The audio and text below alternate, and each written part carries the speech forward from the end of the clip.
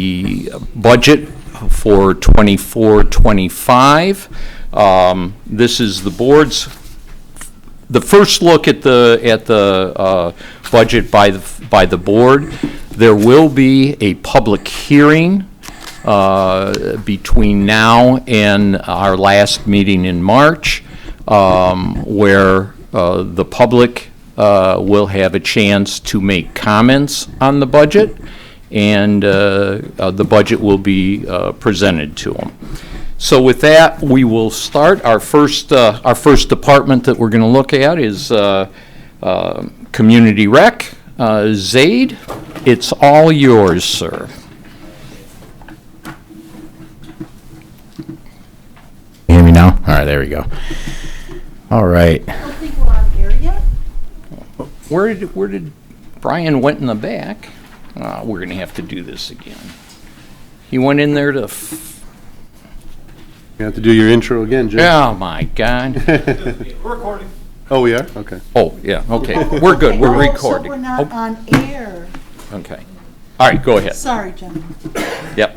All right, so our 24-25 budget for the Recreation Department. Here's the overall statistics for it with our revenues and expenses relative to 23-24, and we'll go into some of the numbers. As you can see, it's a little bit higher from the previous year. Hey, Zaid, do you want us to ask questions along the way? Yeah. Or? Yeah, go ahead. Yeah, I was just going to say that for those on the board that are somewhat new to this, he will be reviewing a page, and then if he doesn't touch on something you want touched on, just jump in and ask him the question while he's there. Mr. Supervisor? Yes. I would just like to add too, I sat in when Zaid met with you and Derek and Teresa and Treasurer Nadu, and spent several hours already going through this budget. And prior to that, also had worked with Teresa one-on-one. So just so that the public knows, this is not the only effort that's been put into this budget, and I think every other manager has done the same. So I just wanted to kind of say, this isn't coming out of the blue. This has already been reviewed and vetted with Finance Department and other managers. Yes. All right. Now we'll let you go. So we're going to start off with our golf revenues. So you see our daily green fees have gone up. I had a question on the yes. summary. Oh, go ahead. Okay, so I don't see any tax revenue on here. There's no dedicated millage, no money coming from taxes. It's all generated by recreation. It's under Recreation Department revenues. Yes. That should be it right there. Yeah. Yep. When we get into general recreation, it'll show. Okay, all right. On that. It's just not listed as a millage then. Yes. Yeah, Okay. this is a summary of the total of all revenues. All It's right. not broken down. All right. So our daily green fees have gone up. In the previous year, we actually hit around 85,000 in 23-24. And this year, we slightly raised the prices of our green fees about $1 a round. So that's why you see that jump. And then our league fees stayed relatively the same, as well as our unlimited golf, unlimited family passes went up a little bit as well. And then our special events, we actually took that out because that hadn't been used for a couple of years. And so that was just a fund that we actually just kind of nixed. Junior golf stayed the same. The power carts, our price, we kept the same this year. We're looking at potentially raising it next year, but we're also potentially looking at purchasing power carts a few at a time over the next few years just to save some costs over time. Same with the pull hand carts. We kept that relatively the same. And then the range, we actually did quite well on the range last year, and made, I believe it was 32,000. Yes, 32,800. So we bumped that up to about roughly 30,000. Pro shop merchandise stayed the same. Pro shop sales tax we did raise just via numbers from Teresa. And then miscellaneous income from gift certificates, we kept the same at 500. Is a, Yes. on, back up at special events that you took off. Yes. Why don't we, and it's tough for you because you're just here for the, really going to be going into your first summer of your Yes. leadership, but one thing, that golf course has never been used to do where the rec department went out and done any events, any tournaments, any, weekend things. Is that something that rec is looking at? Yes, so we are looking at various things with the new restaurateur coming in, doing some nine and dines and different things like that. So we do have tournaments, but they're kind of collected into the daily green fees or the league fees and different things like that. But as far as tournaments go and different things, that's definitely something we want to try to do in the future, yes. Okay, thank you. So as far as our expenses go, the big thing you see the salaries for part-time temporary. When I dug deeper into this, we had a few of our employees that were in this actual fund as far as our part-time maintenance staff and our transport drivers. So we actually, Teresa and I kind of did the numbers, and we were able to adjust the actual fund for the part-time temporary, and I was actually able to raise the pay for my pro shop staff as well, relative about $1 or $2 each per hour. So that's why there's that big difference from 23-24 to this coming year. And then as far as So the maintenance workers ended up on a different so revenue they should or be in just expenditure? they should be in the rec part-time staff, but they were for some reason in the golf course part-time temporary.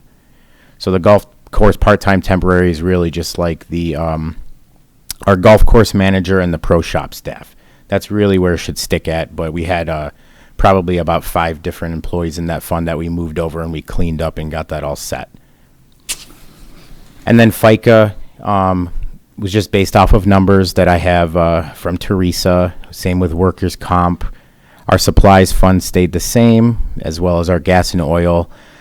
And then sand, topsoil, and stone, we put a fund in because last year we did have roughly, I believe, $2,500 to $2,600 in monies that we used for that kind of stuff. So that's just anything that we need to fix on the golf course. If there's something with the sprinkler that we need to fix, just so we have a fund dedicated for that kind of stuff.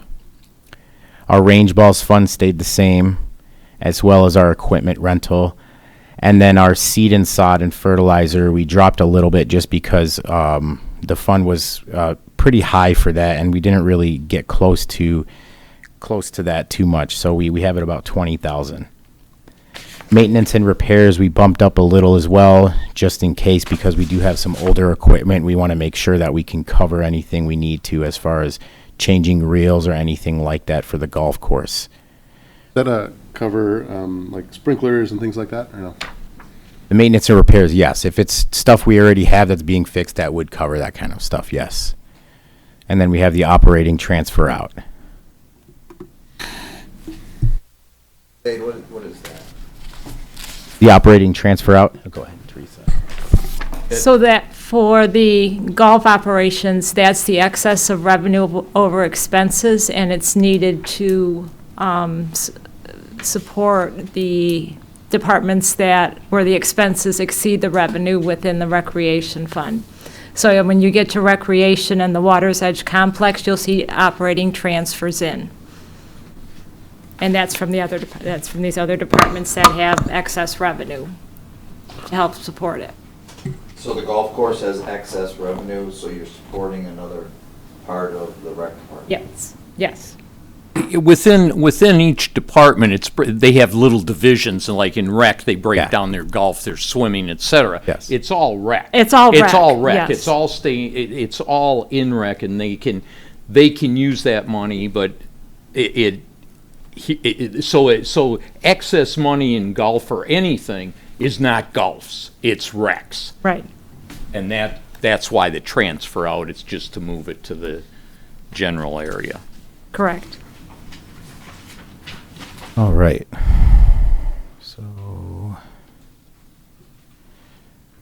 So marina revenues. If I may. Yes. Again, since this is new to some of our board members, behind each one of these, you'll note that there is a revenue, which is, Zaid's going through it right there, but a revenue and an expense that covers 1, 2, 3, 4, 5 years plus the 24-25 budget. So it's where these expenses or revenues have been over the last 5 years. Which I think goes to some of your questions about wanting to look back. It's right there for you. Yeah, it's got year-to-date actuals, and the trends are oftentimes used by the managers to determine what future costs might be for this upcoming fiscal year, so. All right, so our marina revenues. So our pump out, we kept the same. And then as far as the summer and winter dockage, you can see that the amounts have changed. The reason being is we did a survey of the marinas around the area, and we realized that we were much lower, charging a lot less than most of the marinas for summer dockage and winter dockage. So we did the numbers, and we kind of came up with these numbers for the summer and winter dockage. And then on top of that, with the winter dockage, we are planning on storing more boats this year. I think we have the room for it, so we'll be able to do that. So that's why you do see these, the 10% jump and then the 25% jump in winter storage.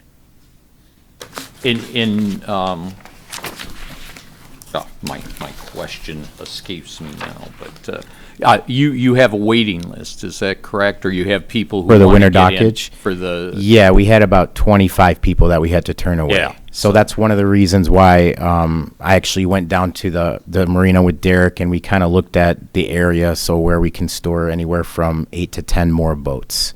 So. Very good. And here are our expenses. No salary, no FICA. The supplies went up a little bit. And then equipment rental for a porta potty stayed the same. Maintenance and repairs, we did want to raise a little bit just because, it's better to be safe with the lights and the electrical and the pier work. Independent contractor work stayed the same. Insurance and bonds. Principal payments are at $15,294. Interest expense, a lot of those two numbers were based off of numbers that I got from Teresa as well.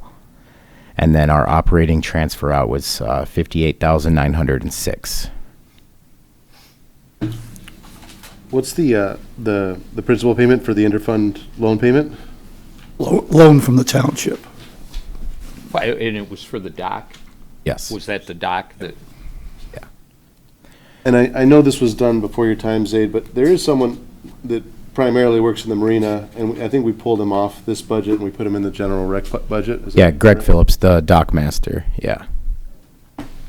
Oh, he's paid twice a year.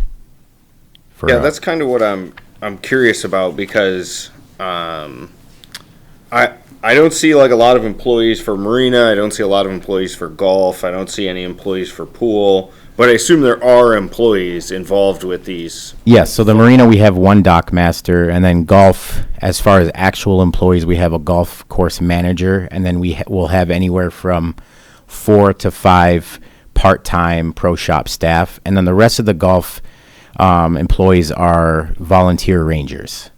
Okay, so the guy like mowing the lawn and repairing the holes and. That's maintenance staff. So they're just coming out of the recreation fund for maintenance, the part-time staff.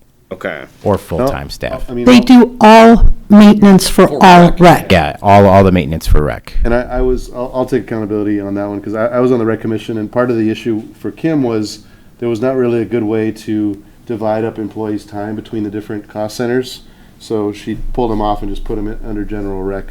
But yeah, I just wanted to point that out. Okay.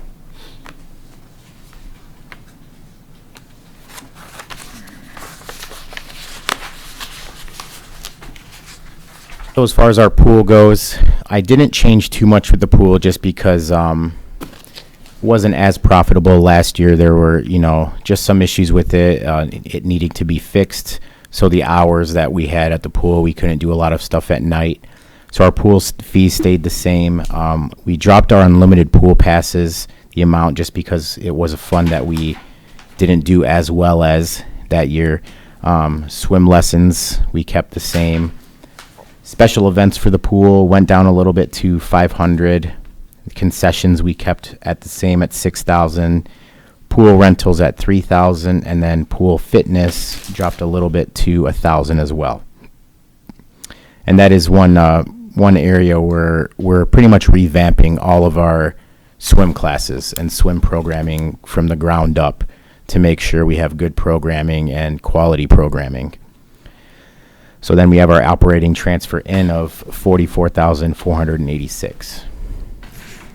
And we might point out that there's going to be some crucial repairs that will enable rec to extend pool hours, which we weren't able to do last year. Yes. And hopefully there will not be Canadian wildfires that make our Yes. days really gloomy and no one wants to go to the pool, so. Yes, yeah. Are those pool repairs aren't in this part of the budget though, right? Or no? They're in the expenses right here, yeah. So our salaries for part-time and temporary for lifeguards, aquatics coordinator, swim teachers. One issue we were having, we were losing lifeguards due to the pay we were giving the lifeguards. So I'm a big proponent on you need to make sure to pay someone well in order to get quality people to come in. So with that bump up, with that 30% bump that you see in the salaries, that is a bump up for lifeguards, aquatics coordinator, and swim teachers. That way we can not only get more quality lifeguards and aquatics coordinator and swim teachers, but we can retain them as well. So the FICA you see there, it has jumped up, and then we added the workers' comp. And then the supplies, as far as office and concessions, that did go up $1,000. And then as far as the maintenance and repairs, that went up about $9,000. And that's because I want to make sure that any of the fixes that we need to do in the pool get done the right way. Because there are a few things that need to be done as far as the lights and the lining in the pool, a couple other things, but I want to make sure that they're done correctly. And then the chemicals fund, that was one fund that had jumped up a lot the previous year, so we bumped that up to $6,500. Permits and monitoring stayed the same. And then capital improvements, we don't have anything in that fund because we're not actually building anything there. We're just fixing what we actually have right now. And as you discussed in our hearings prior, the cost of the chemicals has just skyrocketed. Gone up a lot, yeah. All right, revenues. So there is our property taxes right there from our millage, as you see, relative to 23-24 to 24-25. And then special. What's the total though on the mill that you get, or what's the amount? 1 mil? It is 0.8516. After Headley? It's right there. It's after the Headley rollback. That's the, Yeah. yeah, that's the millage that's assessed. Yeah, right under the Right property under taxes. property taxes. No, I gotcha. It has the amount that, But that's after Headley though? I'm Yes. saying, the total, Yes. I mean. yes. If I may also just speak out Headley for my own, because I always have trouble getting Headley straight. Once a millage is authorized, you cannot collect above that amount, right? Headley keeps it down, is that correct, or no? Yeah, well, depending, Headley bounces around every year. And depending on what it does, but it's never going to go more than that. Like if you pass a mill is all you're going to collect. And with Headley, it actually, as you can see, brought it down to 0.85 of a mill. In one correction to that, if it's an unlimited tax bond, then the millage rate can be adjusted up or down to meet the demands of the bond payment. Which, Do we, what would be something like that we have, would it be like the wastewater treatment plant, or no?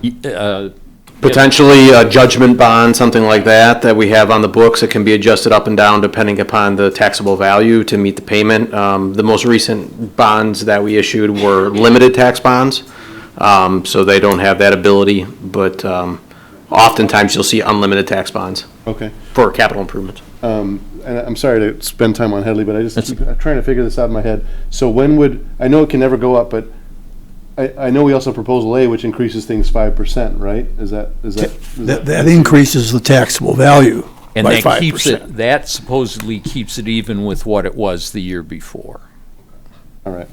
Sorry. So it's not a true increase. I mean, it's difficult. It's an increase, but it's because those dollars don't buy as much supposedly, that therefore you can do that. But it's limited to 5. Like, I think this year, the increase, our actual increase was like 9%. Yeah. But it was limited to 5. Gotcha. I won't waste more people's time. I'm trying to figure out Headley and Proposal A interactions, but I'll keep doing my homework on that. Thank you all. So there's our property taxes, and then special and cultural events, we kept the same. And then aerobics, there is a big drop because the previous year we were at $4,000. And so we actually dropped that down to 5,000. I know we had different aerobics classes a couple years ago, but from what we have now, we decided that 5,000 would be a good number to stick with. Van services, as far as smart funding and fare box, is up to 15,000. Our summer camps we're planning on bringing back, so we have 25,000 for that. And general youth stayed the same at 20,000 too. General adults for art classes and then senior lunches is at $1,000 as well. And we kept that relatively the same because we're able to use some other money to fund some senior lunches and different things like that. So we didn't have to put too much into that specific fund.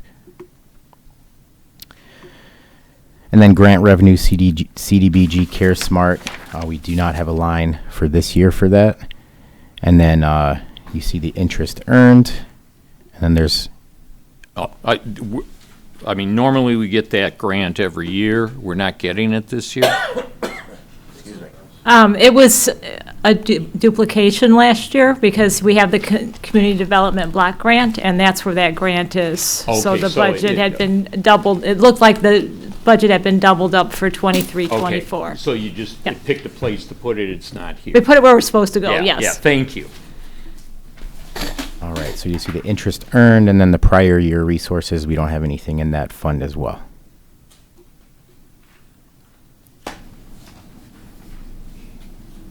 So as far as the part-time regular salaries, as far as expenditures go, you see the jump up. That is because we moved all of the correct employees into the right fund, and that is also including, we have a third staff member in the department as well with Gail as our recreation assistant. So that's why you see that large jump up, because everyone is essentially where they're supposed to be now. So for retirement, I see we've got 98,830. Is that one retired employee? I believe that's two. That's go ahead. So it's for the new. It's for the new employee. And with the change in the staff at the recreation department, that's where the change comes from. Because we added an employee, we have to Yes. contribute more to Yes, retirement. correct. Okay, all right. Yeah, and the new employees took Mark Tissot's place. Okay. Part-time seasonal, we just got rid of, and we just added that to the part-time regular. It was just, it was easier to combine those two funds. And then full-time regular, you see where it's at 223,000. And then the overtime salaries, I did bump up a little bit just because the previous year, it was relatively, I believe it was about $11,000. So just a item of note as we go through these various budgets with full-time regular, those salaries will include the contractual adjustments in both TPOAM or POAM contracts, and also for non-union personnel, the budgeted adjustment is 2.5%, unless elsewhere it's noted in specific budgets. There might be other adjustments, but we'll explain those as we go through them.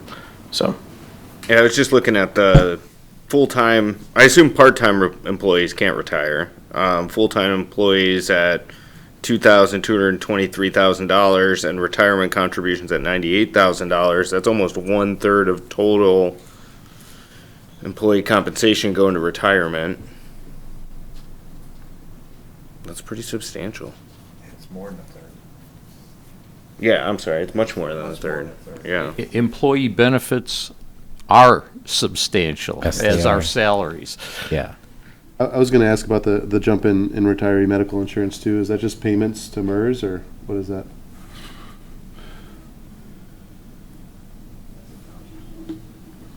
That's It's the cost of 716. it. 716. Yeah, the retiree Yeah. medical 100. insurance. Yeah, So those are the retirement medical benefits for past employees. Yes. Right. That's You correct. had two new retirees within the department. With Annette and Mark both retiring, yes. Gotcha. You'll see that in the clerk's budget, too. Okay, I gotcha. All right.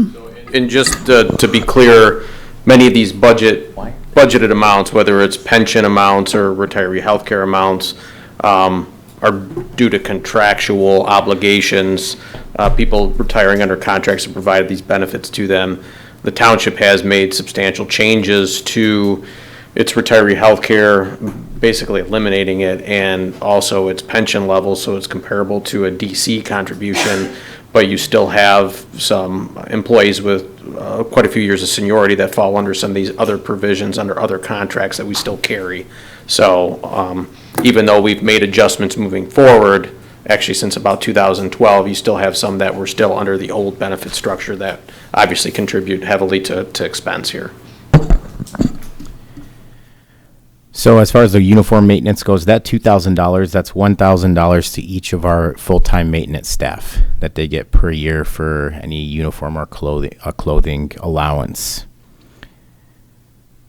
And then our workers' comp, our supplies stayed the same, and then bank charges have gone up, and that's something I talked to Teresa about. I believe it's almost every department it went up, correct? That's correct. Yeah. It was township-wide. We got a lot more additional interest income. We kept our funds as much as we could in the investment account, but the service charges also went up as well. Did they, is that also partially a correction of how it was handled? In this fund, no. In another fund, yes. Okay. And then postage stayed the same. On the next page, gas and oil stayed the same. Maintenance and repairs, we did bump up a little bit just for facilities, different things at Water's Edge Complex, or excuse me, just for the rec department in general for equipment and painting and supplies. Independent contractors stayed the same. Auditing fees, administrative expenses went up slightly. And then as far as the rink supplies, we just got rid of that fund because we have some other plans for the rink in the future that essentially we're not going to need supplies for the rink. Special and cultural events, we did bump up a little bit, $3,000, just for our events over the course of the year. We want to be able to provide more, so that's why there's that 21% bump. And like I had spoke to before with the aerobics, that's dropped down from $12,000 to $5,000. And then the legal fees had stayed the same.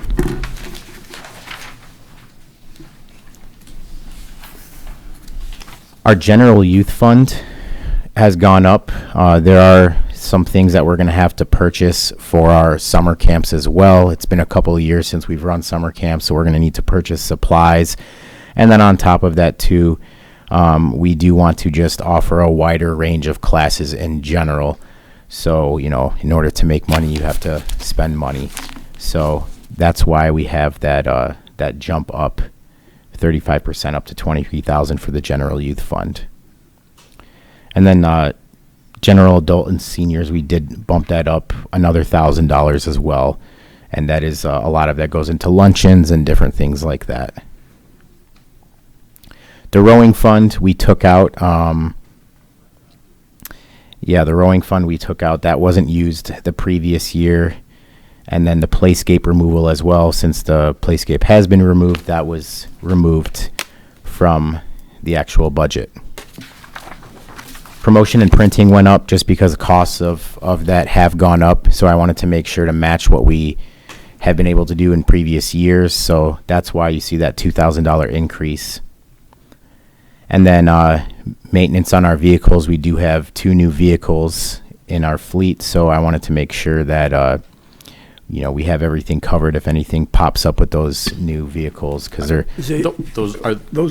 Those vehicles are new to rec. newer wreck. I was just about to say, they're not new vehicles. They were purchased from the police department. We got 2 vehicles from the police department. Yeah, that was going to be my comment too. That these More of are a not just in brand case, new. just in case Yeah. something. We expect fees. I did have a question on promotion. That goes, a lot of that goes to the Grosse Ile Grand, right? They do that insert or something, or no? For now, yes. For now, yeah. Yes. Is there anything else that the township does for the Grosse Ile Grand, or is that our main way that we work with? That's our main one. We use News Herald for our publication of record, primarily because the Grand doesn't publish at a frequency that the state law allows us to put our notices in it. But we do have articles that we write, usually every edition, every month. We for don't have the to pay Grand. for those articles, right? No, that we're helping them out by taking up their space. Yeah. no. Well, and it becomes the recreation guide that people can then pull out and keep in their homes. Especially So spring it and kind of summer. does a double. Yeah. Right. Data, I assume when you say as of now, that you intend to do some digital media and things like that, right? Yeah, just looking around at different options. Okay. The best option. So that's why I'm saying as of now, that's what we're using. Because we have a contract with them now that was put in place before I came on board. So we're going to see what we can do in the future. All those things have to be reviewed constantly to Exactly. see if they're working. Yes. Well, and if I can just add, we've got a very wide-ranging demographic, and so we have many people participating in rec who are not on social media, who are Yes. not into digital communications at all. So we really do have to carry a wide range of sources to disseminate our information. Yeah, I agree. I just see most there's a focus here at the township level on publishing things in the newspaper, which is definitely not reaching all of the demographics on the island. We just need to make sure we're hitting both. So that's all I'm saying. Yeah. Well, and like Derek pointed out, some of that is driven by state law. There are certain communications media that we have to use in order to ensure that our legal publication requirements are met. I don't think we're legally required to publish our meeting schedule in the newspaper, though. Well, we still are. I think we're Believe it or required not, to we still publish are. a schedule. It doesn't have to be in a Newspaper of newspaper. record. Oh, we still are. So it has to be Oh, okay. in until the state catches up with. Yeah, and that's just another, Alright. yeah, and the state. Given all the cyber attacks, we may soon be going back to paper. Yeah, Who that's knows? right, it's safer. That's true. It's tough to attack paper. So that's after the maintenance vehicles, our membership and dues and conferences and workshop. Those have stayed the same. The prices of that have relatively stayed the same. So there's no reason to raise the cost for those funds, or as far as the monies in those funds. And I would argue for the rec department, those are critical conferences and workshops. New ideas come out. We have new staff, networking opportunities. A lot of great things have come back from those conferences over the years. And so while some departments have cut back on conferences and workshops, I think this is one where we really need to keep it in place. Yes. So on the next page, we have education and training. That's first aid, computer skills, different things. That just bumped up to $1,200, or excuse me, it dropped from $1,200 to $1,000. And then as far as the reserve for capital improvements, this coming year with everything we've kind of done in the last few months since I've been here, we won't need to do as much capital improvement as we had to this year. The vehicle purchase, there's no fund for that because we have our vehicles. Equipment purchase, that is just as far as anything like a lawnmower or different things like that we may need to purchase because we do have some older equipment. So we're going to kind of go through and look at everything and see if there's anything that does need to be replaced. Code Red. That is nothing specific right now. Nothing specific, but it's probably most likely going to be like maintenance equipment as far as lawnmowers or snow removal, salt machines. That's where your equipment is. Yeah. Code Red app stayed the same as well, and then the transfer out was 1,198.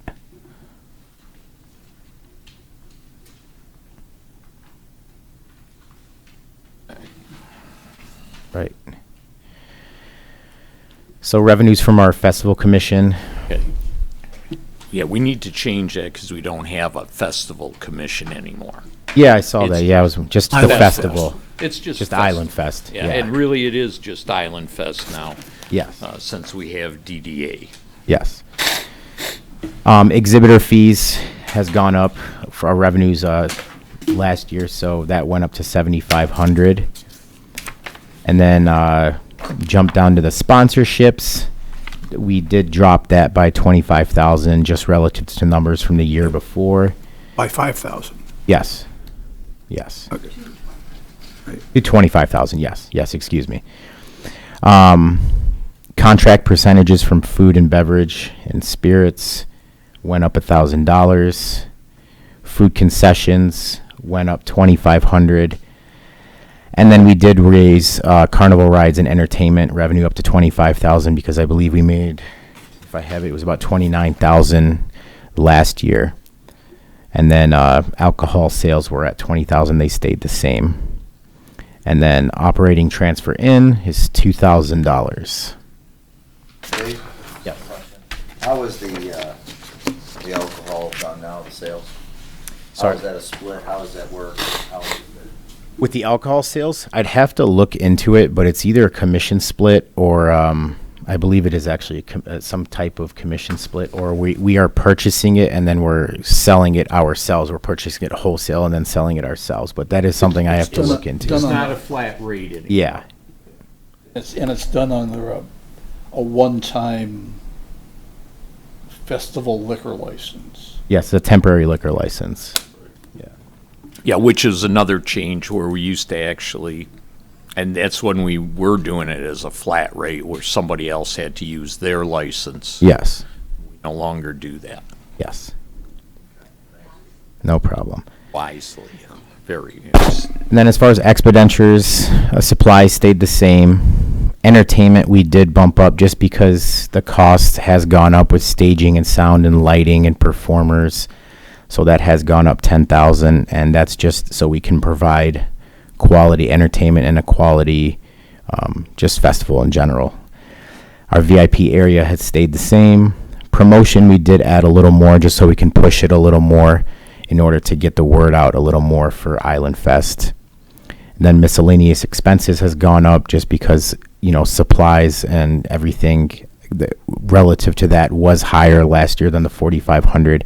So bumping it up to 7,500 kind of helps us cover some of those costs. Equipment rentals has stayed the same. And then special events went down because with our drone show, it's only going to cost us roughly $15,000 relative to the $20,000 that a fireworks display would cost us. So, yeah, and fireworks was always maybe the key. I mean, everybody look forward at this coming year. There won't be fireworks. It's replaced by the drone show. Yes, it is which, replaced, yes.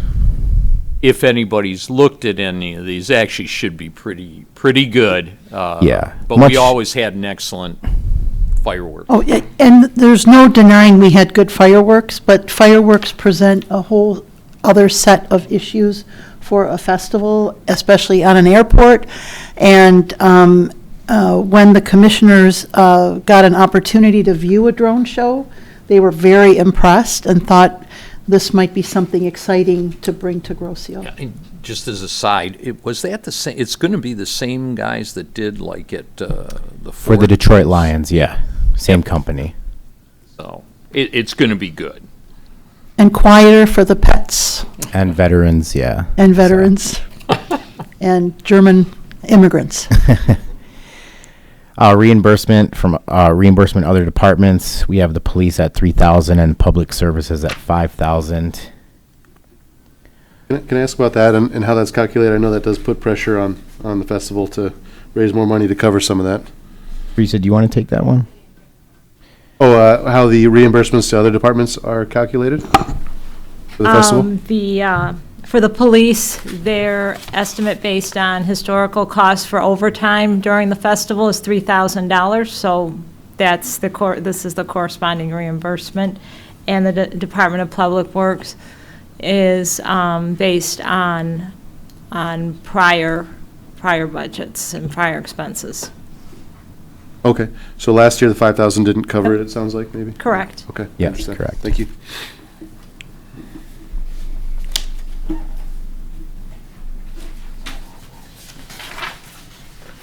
Water's Edge complex revenues. So with the restaurant lease and the electric, it stayed the same as last year at 48,000. And then the operating and transfer in for that is 53,700. And then if we go to the expenses, maintenance and repairs, I added more money into this fund because there are things that need to be updated as far as in the bathrooms and brick and mortar and different things at the restaurant. It is an older building. So, we're bringing in a new restaurateur, and we really want to make sure everything is set and done the right way. So that's why there is more money, just in case. If something does happen, we want to make sure we're prepared. Telephone stayed the same. Insurance and bonds actually dropped to 20,520. Electrical dropped as well. Natural gas stayed the same. Water stayed the same. And then computer network did go up because we do have another computer in the office. So that's why you see a jump, and we are utilizing it more too as far as a computer network.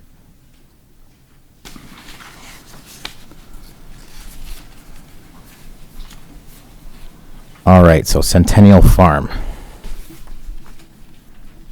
As far as expenditures, our maintenance and repairs, we bumped that up a little bit, and you can see all the things that it covers: utility maintenance, building cleaning, playground maintenance, projects requiring DPS support. There are some times, like if there's a leak in a pipe or something like that, we might need support from DPS. Weed control, gardening, supplies, snow removal, grass cutting, pond maintenance. Telephone and cable and internet stayed the same. Zaid, where's the revenue? Yeah, I think we're missing that page.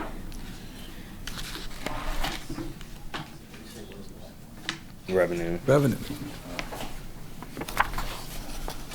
Have it in the packet. Do have the historical revenues, but not the current. I apologize, that must have got missed in the packet. Yeah, and it's not in the summary either.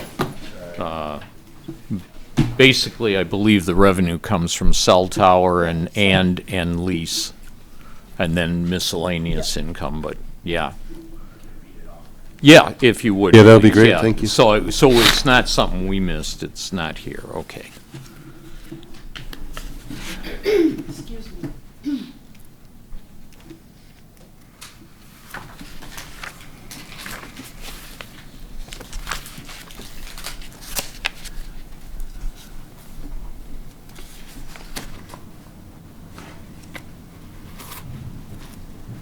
So here's the revenue sheet.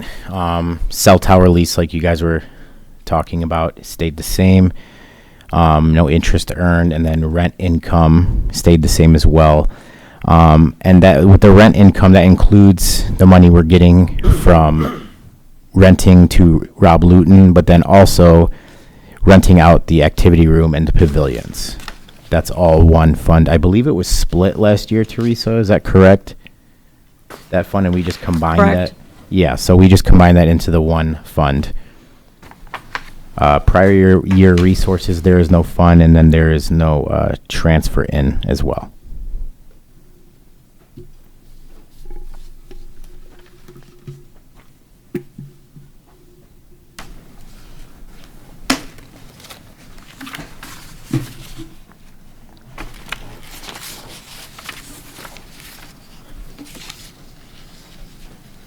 All right, expenditures. So I spoke about the maintenance and repairs, and then the telephone and cable, insurance and bonds, electricity, natural gas.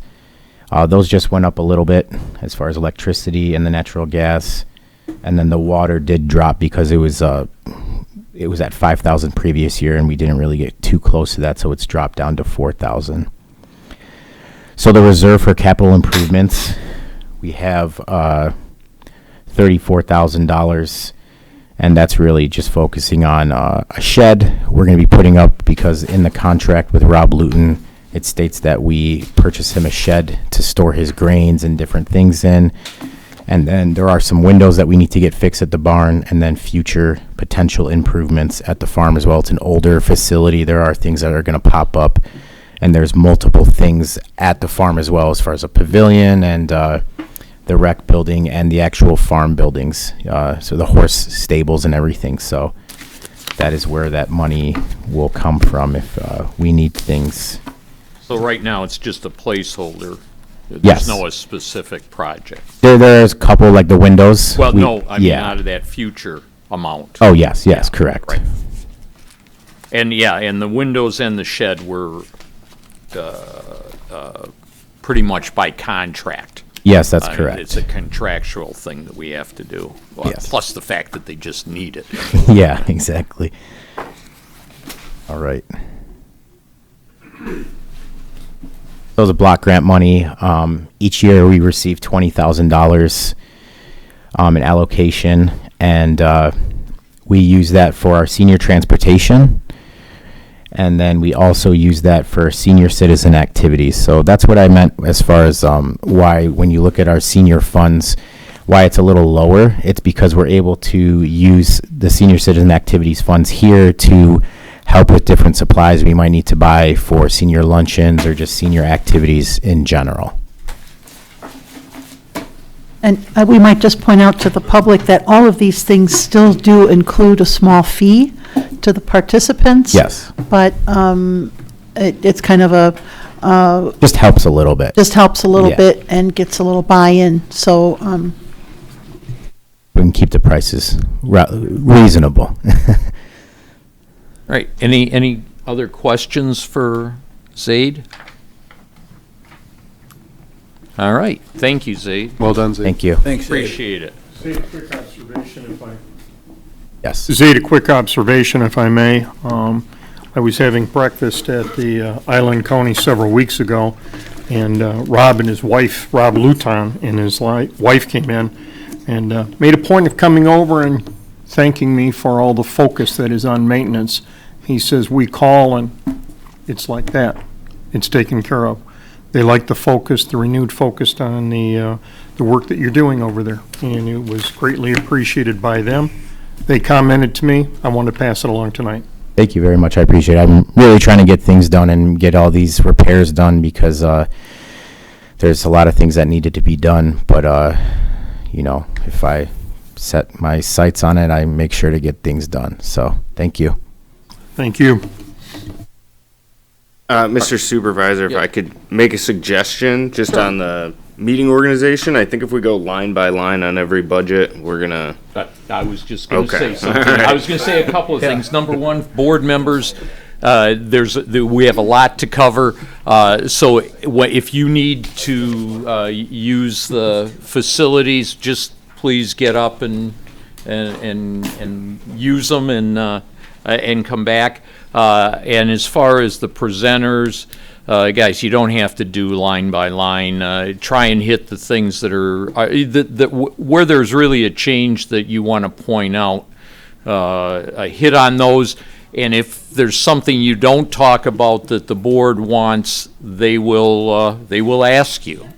So, because we do have a lot to do, and you're right, we are going to be here till 8:30 tomorrow morning. Thank you. I don't need anything. I actually have. Oh. Is it, what was next? Fire? fire. If you, yeah, you have them all. I have fire right here. Thank you. Why do I have?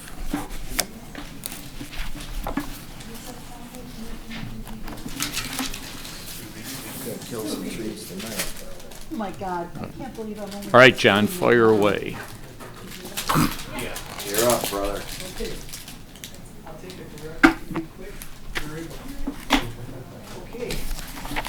We already voted on the fire truck, John. We're going to skip right over that part. Well, that was really good. Thank you. Yeah. You're welcome. I'll see you next week. Are we ready? Yes. Yep. Okay.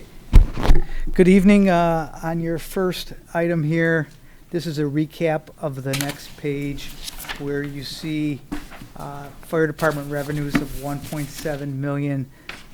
On the next page, you can see that's property taxes of 1,698 and interest earned of 2,500. That's how you get to the full fire department revenues of 1.7 million. You can see the previous year there, 1.6. As to ambulance revenues, that number is going to be actually higher. The number is before the end of the fiscal year. I think it's going to be more like 200,012.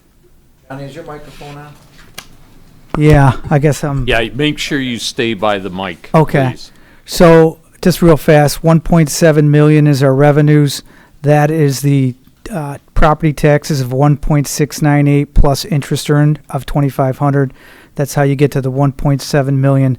Previous years was 1.6.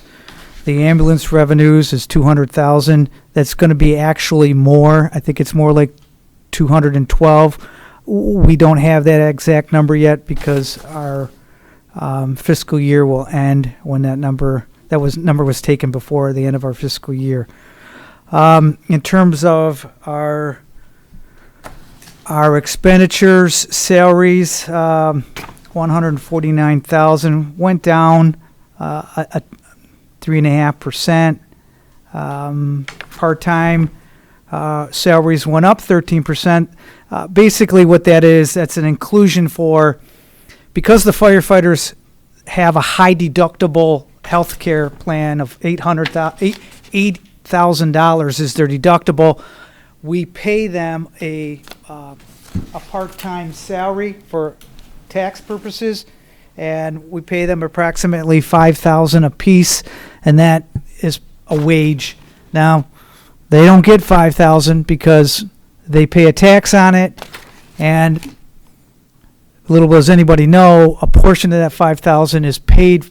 They use that to pay their monthly cost of their own insurance. So if anyone's listening, no, the firefighters don't get $5,000. Like myself, I was paying $280 a month for my health care. That was used against that $5,000. So the equities to the firefighters and EMTs is not the perception. The township does a great job trying to make the equities fair for them. Uniform allowance hasn't changed. FICA, just a couple thousand more due to the, again, they pay FICA out of that $5,000. So FICA goes up. Health insurance, $339,000, 7% roughly higher. I want to tell everybody we have 6 new members. So the more members, the more we pay in health care. Considering that we're only paying that much more for 6 new members, I think the equities are there. Retiree medical insurance, one thing I'm going to run through this real quick after I note this. $211,000. I want everyone to know that number's going down. In 2009, the fire department did a remarkable thing by terminating retiree health care. Of the 22 firefighters you have on that team, only 5 of them qualify for this historical health care. And it's not health care, as some of you know. I know the public's going to. This is just for the supplement. Once you hit 65, the township will pay the supplement. We have about 17 retirees on it. That number is only going down. There's 5 of us of the 22 that can get it. I'll have to be 70. I'll have to be on the fire department till I'm 70 to get the supplement. That's not going to happen. And I don't mean to say that. No, I mean, no. it's Yeah. hard duty. And you're just one of the few guys that qualifies for that. 5 of us only. Yeah, out of your 20 All of some. us are in our 40s or 50s Okay. of that, except for one person. Yeah. He's 31. He's been on the department since 21. So, and he's got- anyway, and the he's got point 20 being years. it's going down. Oh, yeah. That Okay. number probably would disappear. Again, the equities in all this are significant. Retirement, vision. You look at something that's up 300% from the year to year. That's departmental supplies, 500 to 2,000. You look at firefighter retirement plan, 46%, higher than the previous year. I promoted increasing they get a annuity. After 5 years of being out of the department, they get about maybe $500 in an annuity. And they can't take that till they're 65. They had 122 more calls this year than they did last year. 122 more in 2023 than 22. And let me tell you, for this year, we've had 35 more EMT calls since January 1 than we did January 1 and 23. John, I'm going to ask you Go just to fast. concentrate on the budget and Yeah, not. you got it. You don't You have got to it. sell us on the. Well- we love you. Yeah. Okay, so nothing unusual here. The percentages you see are nominal, big percentage increases on the next page, but on nominal amounts. We go from 1,000 to 1,500. Nothing unusual. Nothing. These next couple pages are really just the line items. They're all incorporated in those numbers I just glanced through. Ambulance revenues I mentioned before, they're going to be more like 212. Page 8, nominal amounts. One line item goes up 900%. That's because it went from 100 to 1,000 here. But as you can see, nominal amounts, even decreases in one of them. These are the actual line items here, the account numbers.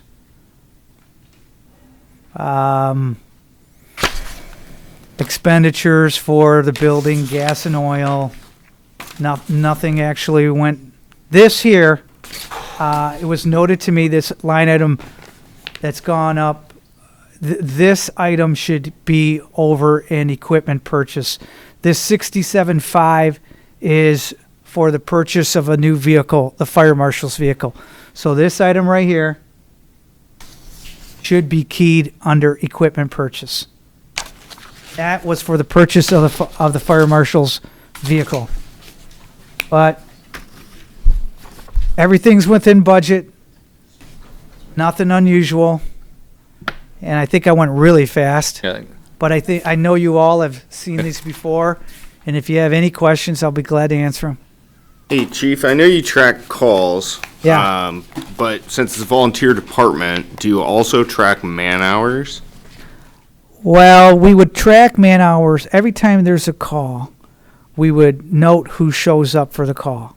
But then also the duration of the call? Yes. So you'd have to do some math, but it potentially deep dive math, but it could eventually be buffed out.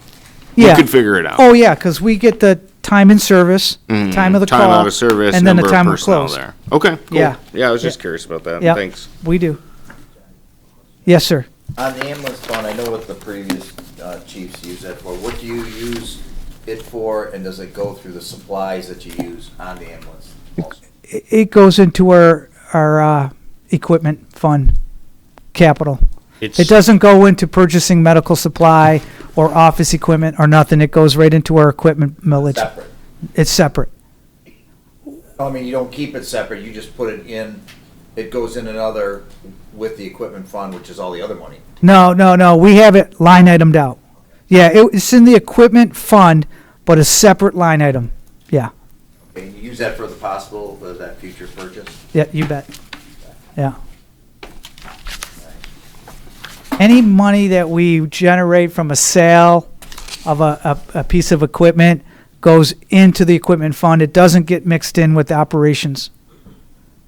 So you might notice on the one line item, 175, that was a generalized number for the sale of the aerial.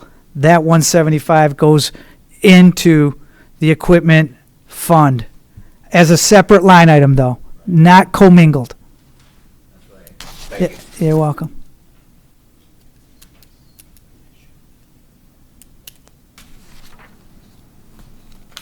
other questions for the chief? If not, thank you, sir. Thank you. Have a good night. Appreciate it. You're not leaving, are you?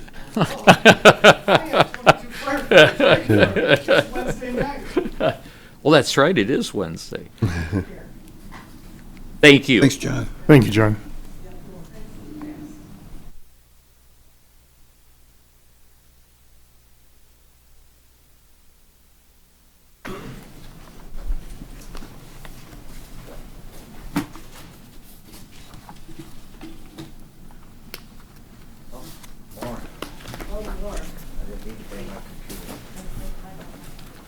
Oh, thank you, Janelle. Thank you. Thanks, Janelle. I haven't. Thank you.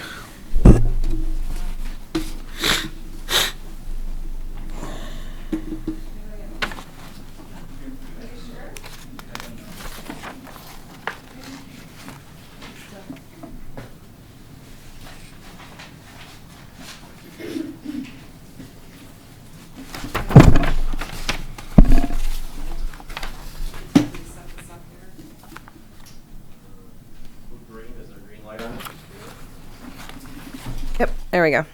Got it.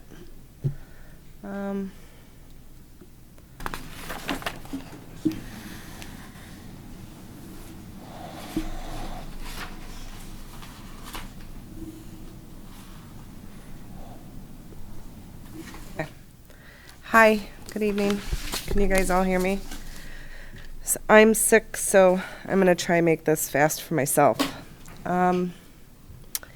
First things up is the Brownfield Authority. You'll notice that the allocation for the Brownfield property tax capture has actually increased due to new developments over in the Commerce Park. So you're noticing an increase here from 2023 was $135 to $176, $911. I think one thing I'd like to point out is that the administration expenses, you'll see that in the next slide or two as a actual Commerce Park management admin cost for salary. So you'll see it as an income, and we'll talk about that in a little while. And professional services was an increase of from $5,000 to $20,000 based on some repairs that needed to be done. I found out that it's better to have it, not need it, than need it and not have it for asbestos removal and some of the older building maintenance plans that we need to do. So, Can I ask a question on the property taxes? Does the development mean like the storage place, or what are the developments that have increased the capture? It would be the new storage. New storage. Correct. Gotcha. Okay. Which, didn't somebody say that's the largest taxpayer on the entire Correct. island? The largest taxpayer on what, sir? On the, In the entire island? Oh, really? The storage unit? Wow. correct. Interesting. Okay.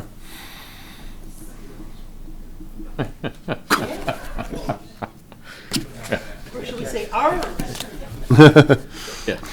Derek is second.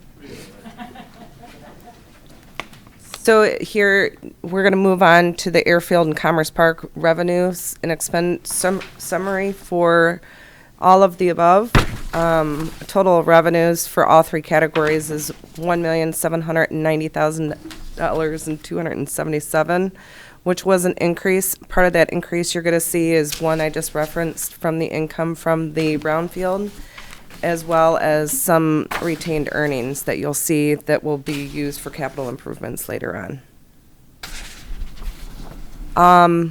The fuel farm revenues, you'll notice that there was a decrease. The taxiway project that just happened kind of hurt our fuel sales a little bit more than we expected due to a significant amount of closures. So that was the decrease in that. Being that taxiway is now up and running, we don't expect there to be closures at the airport. Couple exciting things that hopefully will generate more revenue in the fuel will be increased on our overall based aircrafts. So there are actually more aircrafts that are based here now, which will increase our sales and fuels as well. The fuel farm expenses, you'll see here that there was a slight increase for the FBO, which are 2 part-time staff over at our FBO building. For those of you who aren't aware, it's just next door. Obviously, that increases the FICA, workman's comp, and all the other associated costs that go with that. You'll notice that our aviation liability insurance bonds went up about 8%. You'll see this on this and some other expenditures later on in the slide. The operating transfer out to the airport, you'll see, was $7,299, as we talked about, same philosophy as from the rec department. It stays within the airport. It's Correct. So moving on to the airfield revenues, just a couple of changes here. You'll notice that the land has actually went down and kind of moved into building. You'll see under Max Flight and Virga Air, those are going to be shifting just due to availability, so those got allocated in different locations there. Other than that, there's not a whole lot of a big change as far as our hangar income revenue. This is where the big change is going to be. You'll notice that airfield expenses are going to be due to some adjustments in salary and an added full-time position for airport coordinator, increasing the salary for the airport coordinator roughly about $48,000, which is increasing the medical, FICA, workman's comp, and all of that. So there is a compensation that's been made for that. So as we discussed earlier, under the brownfield, you'll notice that there was an allocation of that $25,000, which is an eligible cost for admin expenses to be used as revenue. When do you expect to go out for that position? Sooner than Or do later. you know? I mean, Sooner- if you don't have Sooner than later. Okay, fine. I think in order to probably May, June.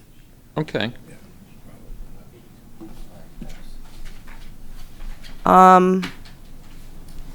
As a result for the part-time summertime help, we were able to calculate the hours for the needed amount of summertime help, so we were able to reduce the cost in order to make up the difference for that extra airport coordinator position, and increase in salaries.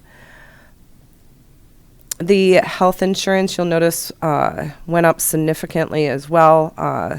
That was a difference of allocations for that healthcare insurance I think that was for the retiree. Wasn't that one for the retiree? No, I think that's because you're adding Oh, a body. that's added on to the airport coordinator. An assumption is being made as to what the Correct. level of that coverage is. Correct. You'll notice that the professional services, which is airport engineer retainer, our on-call services, we actually spent more last year than the original $5,000 budgeted, so I increased that to have my engineering consulting company on call for certain questions that I have on the airfield. And just to point out, that is not the engineer that we use. This is specific airport. Correct. Aeronautical engineer. Correct. It's for an aeronautical airports, yeah. engineer that I work directly with. Really, MDOT helps me coordinate with them as well. I think there's just a slight increase in supplies for the department.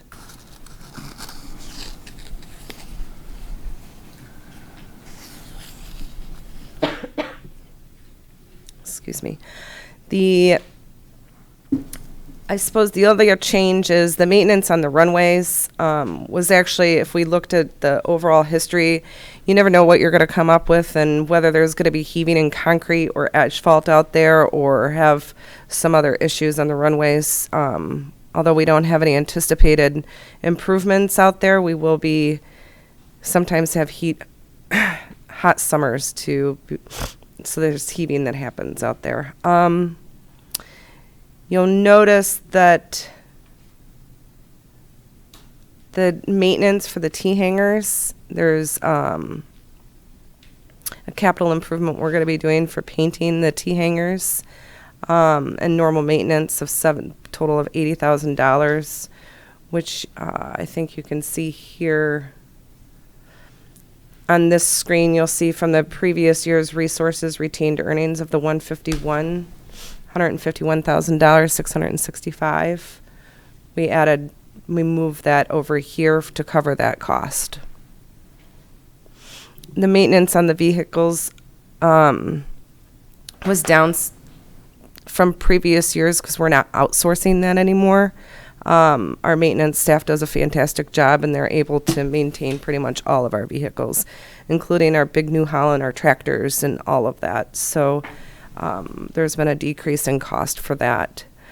There was a discussion to increase the bad debt, 0.5% of the revenue for bad debt expense, so we did accommodate for that.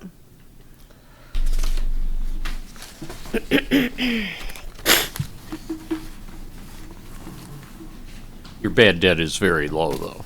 Oh, yeah. Correct. Nice job. Correct. But sometimes we'll have a few negligence that will increase that bad debt. So the conferences and workshops, I know it was discussed as the last time. It's very, very, very beneficial for me to go to the conference and workshops. So I was over the $3,000 budget. And you'll notice carrying on for the retained earnings under the constructions cost, that we'll be doing some landscaping around the front of Hangar 1 in order to help accommodate, hopefully, this bar restaurant that's going in the next couple of months, well, at least construction starting the next few months, as well as repairing the skylight and window in Hangar 1 to preserve that. Along with purchasing the equipment for the scissor lift. You will notice the difference of the new installment agreement, which was for the new roof of the Hangar 1, which is new to the budget this year, that wasn't in previous years.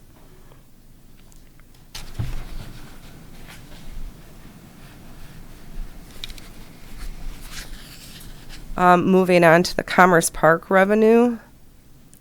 The revenue has not changed a significant amount.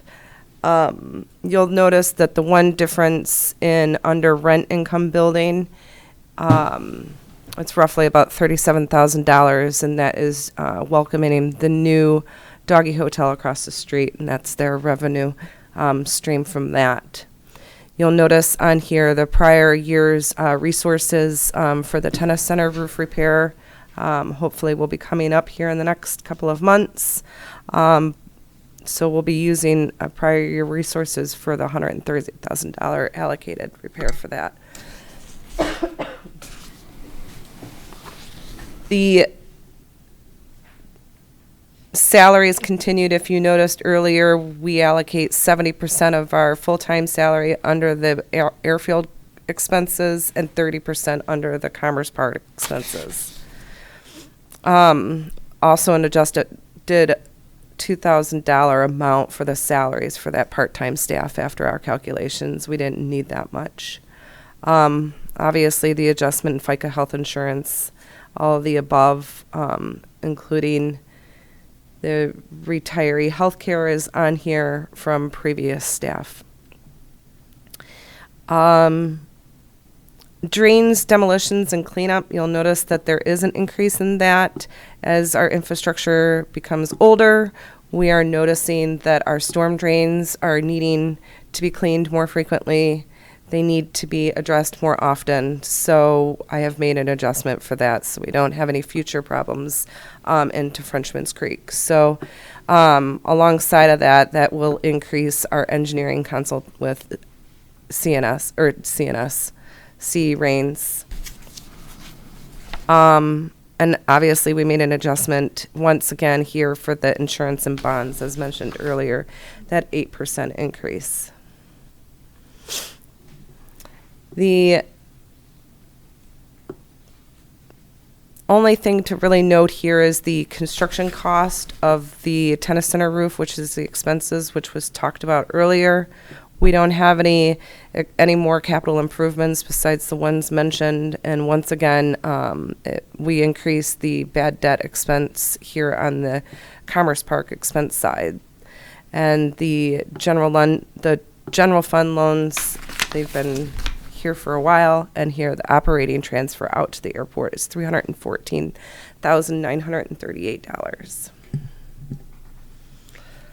And then those are the calculations.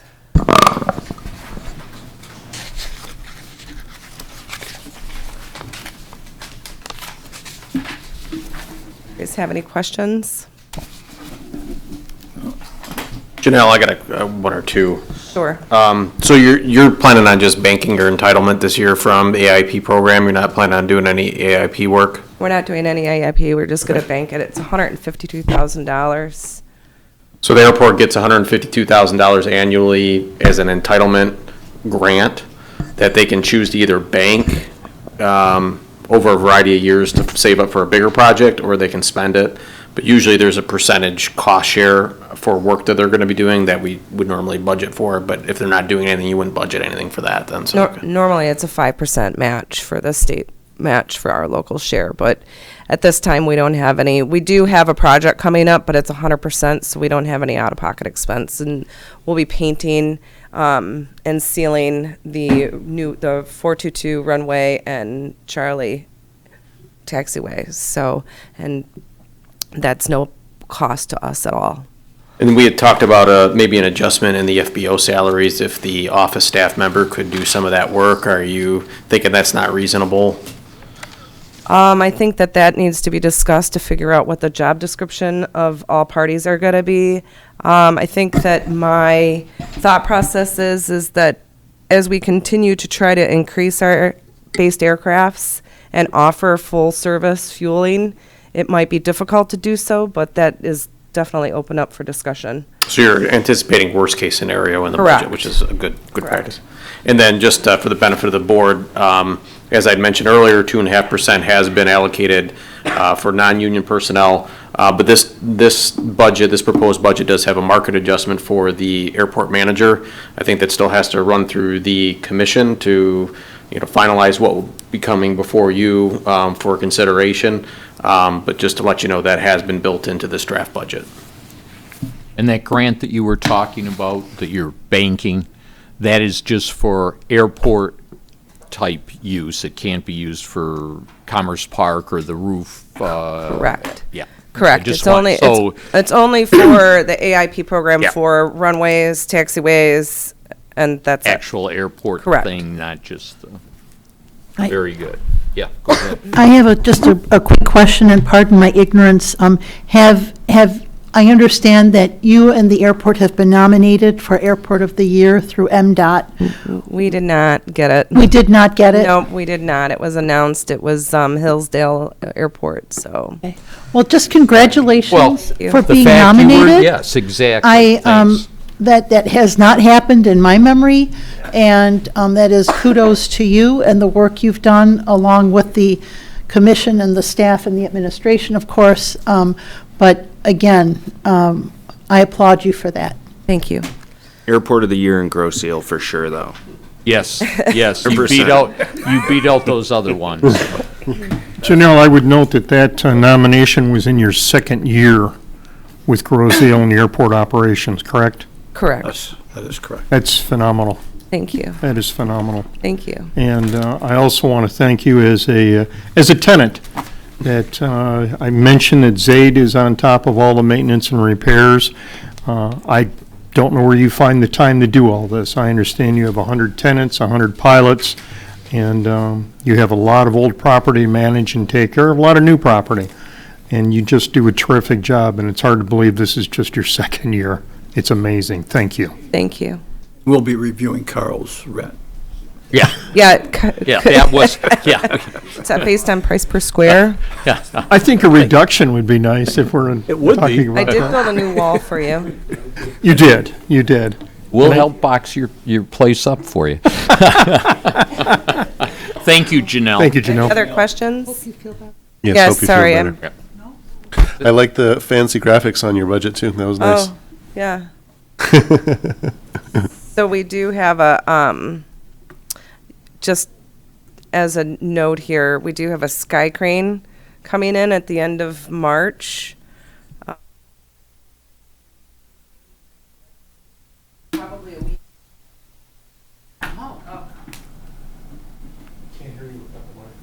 Oh, I said he'll be staying Yeah. here for like a week and a half.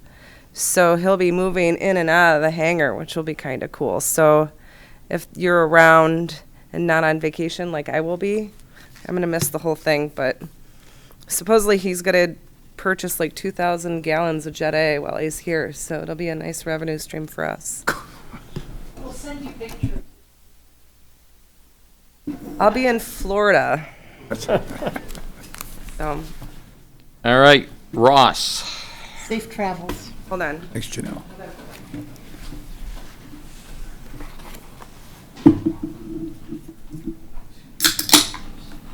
Aw. Fun too, Russ.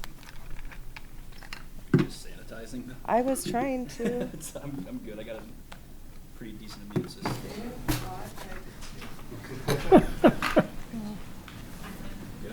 Thank you. I don't know how many of us I'm are good, immune Ross. to measles anymore. Yeah, give it to him. Just give me. I'm good. Thank you, I'll take Russ. one. Thank you, Russ.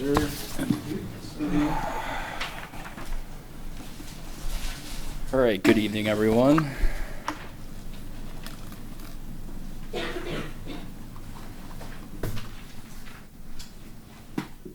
All right.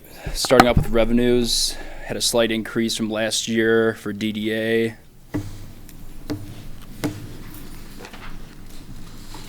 Unique here is our property tax collections from the previous year. It's a 40% increase. I spoke with Margie. She seemed to think that it's that there's been people purchasing vacant land on Macomb Street and Grays, and the construction of 2 new homes, as well as new construction on Grays. I seem to think it's the murals that's increasing the property values, and but And the sculptures. and the sculptures, yeah. She denied my claims, but starting off, you'll see that salaries has increased by 35%. We found in the previous year that the DDA was supporting 44% of my salary. We increased that to 50% because I truly do believe that half of my job is with DDA and community development, although that fluctuates from time to time. And I'm also asking for a raise on top of that, which I'm sure Derek will get it to the end of that. But and we found that the DDA was not supporting the community development side of things as it relates to FICA all the way down to workers' compensation. And we decreased our professional services by $13,000. We had 2 public arts consultants last year. We only have 1. And these are all estimates for Rain's attorney fees. And we're going out to hire a marketing coordinator to do sponsorship stuff for our local businesses on Macomb Street. And that, and in that, those are, that's kind of the max that we're looking at. They may not hit those totals. Right. Our maintenance street declined $8,000. We kind of over budgeted for last year. We stay pretty consistently over the past 4 years around that $35,000 mark. Flowers stayed the same. The DDA grant for businesses on Macomb stayed the same. Events stayed relatively the same as well. And admin expense according to our overall expenditures. And capital improvements, I believe this declined a little bit just because we were spending a little bit of money last year. So $140,000 for Lions Park, meeting with Rains on Friday. And we should be beginning construction within the next couple months here as the weather clears up. We're also going to look at improving the DDA parking lot, the landscaping, and the pavement there. And we're beginning our new community sculpture at Lions Park as well, which I believe Allie, our public art consultant, will be coming to the board to present on that here soon. And then street lighting for all the lights in Macomb, as well as Christmas lights. Just one quick thing on Lions Park. This is a beginning of making Lions Park into something. It's not the total. It is just the we're doing it in phases. Yep, it'll be about a 3-phase project. And if we get funding for Wayne County like we're hoping, that would probably expedite the process a little bit. Excuse me, Ross. Yep. What's you got the sculpture rentals, I understand, because that's the same as what we have now down there. Right. The community sculpture. Yep. So the community sculpture is going to be at Lions Park, and it's going to be a permanent sculpture. Okay, thank you. And we're doing that along with the $140,000 that we have in there for Lions Park. We're doing that now. We're not waiting till the end to do it. Yep, that'll also be a multi-phase because it project. should be a focal point. Yep. Hey Ross, is there any money or any eye towards setting money aside towards purchasing property along Macomb? Yeah. Currently with our budget, we don't have it. I mean, ideally, we'd like to purchase those sites that have been vacant for a long time, right? Well, there's that site directly across from Lions Park. That could be more Lions Park. Yeah, you're saying right next to the Fifth Third Bank there?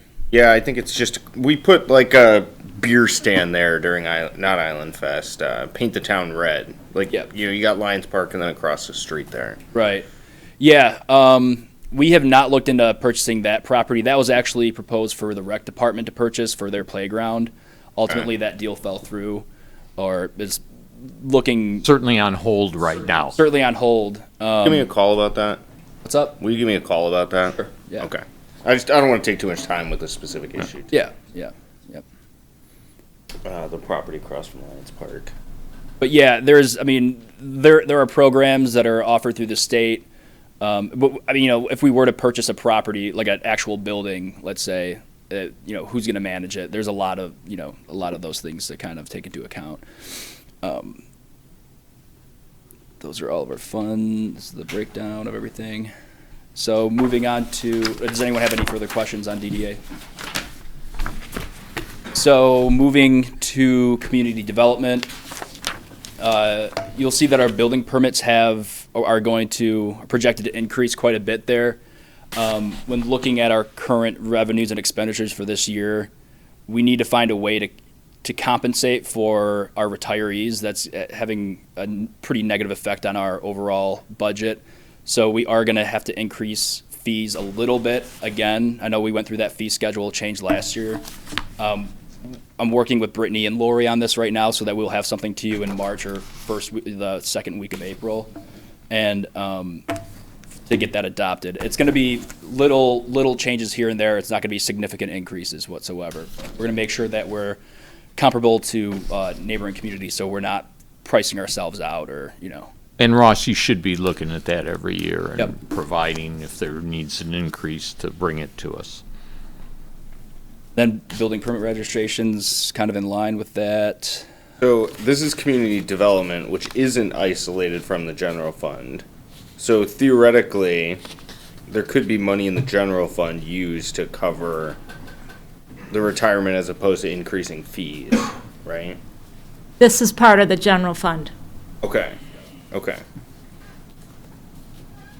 So you'll see electrical permits increase a little bit, mechanical permits increase a little bit, plumbing permits actually decrease. We over budgeted for that last year a little bit. We fell just a little bit under, so we adjusted that. Grant revenue, that reflects the grant from Michigan Economic Development Corporation for the master plan. Our fines and forfeitures decreased significantly because we pretty much forfeited all of our fines and bonds from last year from like the 90s. So we don't have anything really to forfeit, but I figured we'd just leave it in there just in case. And then our process and application fees will increase a little bit as well.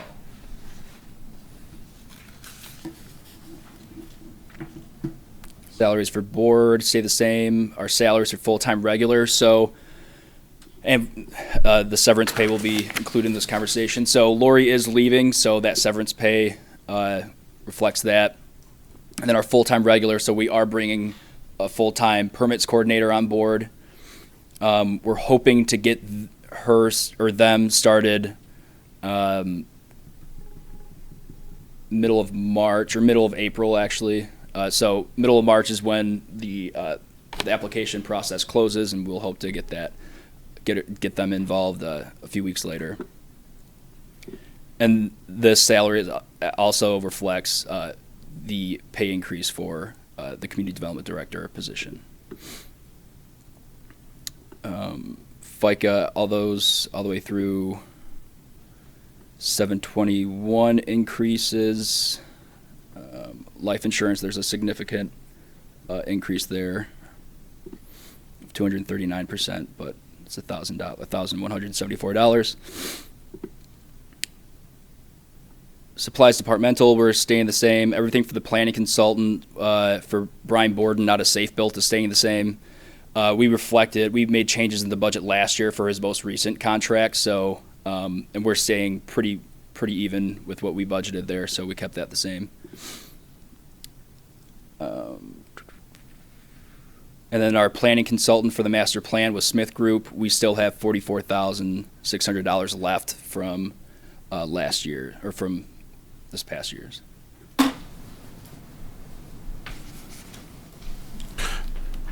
You do have here, Ross, budget for ordinance amendments coming out of that master plan, I assume? I'm trying to look at it specifically.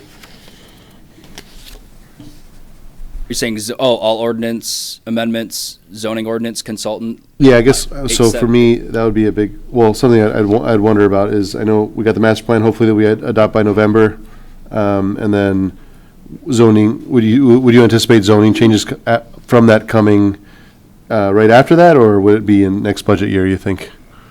Well, it depends on how fast we want to move on that. I think just talking with Brian, our planner right now, he's making incremental changes to the zoning ordinance as it pertains to, ordinance enforcement for trailers, boats, RVs, open space hours, stuff like that. It's sort of on the go changes.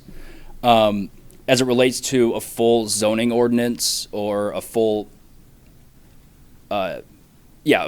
zoning ordinance overhaul, that would be probably a $40,000 project, and that's something that would be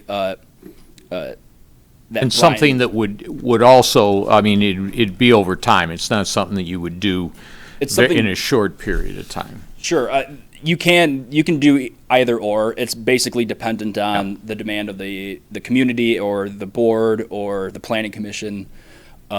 If folks want to really push this thing through and implement everything from the master plan immediately, we would have to get the funds to do that, and they're going for about $40,000 that you'd have to get a separate contractor for. Yeah, so it'd be in addition to Brian Borden to do Yes. some. Yeah, gotcha. Yep. Yeah.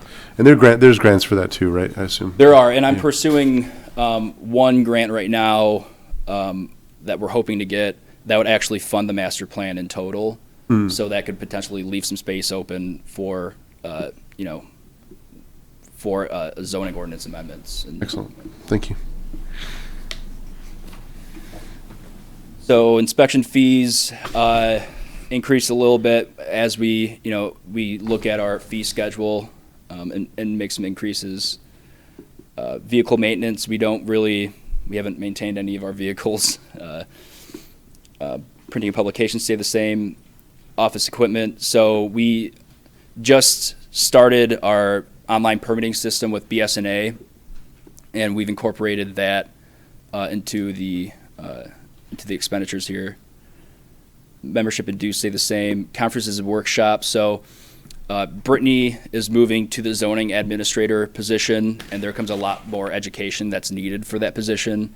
Today she was doing training, so we want to keep her up to date on training and learning and keep growing in that. So, and then the equipment purchase, that's for a new computer.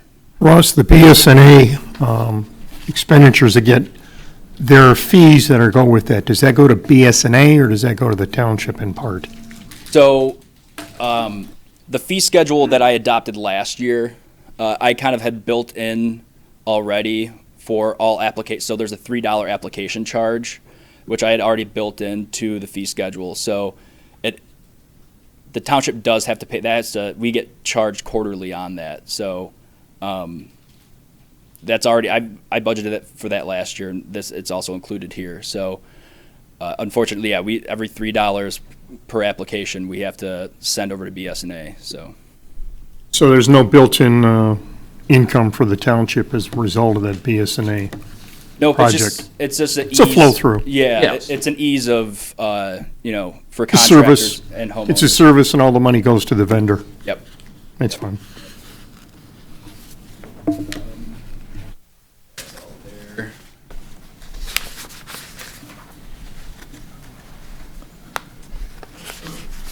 Planning and zoning board revenues, budgeted pretty much the same. It's just about the same every year. So no changes there. And questions? Questions? All right, thank you. Thanks. Thank Hey, you. Rostin, I'd like you to go back and sit and listen to the rest of it. Thanks. Ross, you still have 17 minutes left. Doug wants all 17? We're ready. Jim, I'm sorry. You ready? Yeah, we're ready. I was just trying to look at I that didn't want to back, overspeak who you. was next? Copies, anybody? Anybody? Yep. Yes, please, if you do have.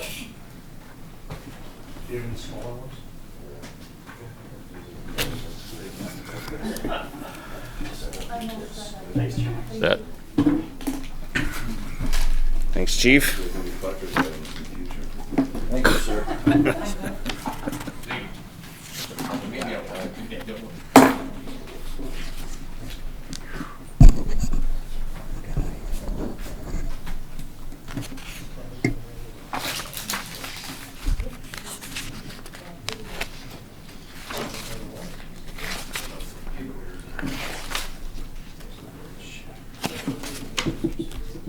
A Carmack and budget.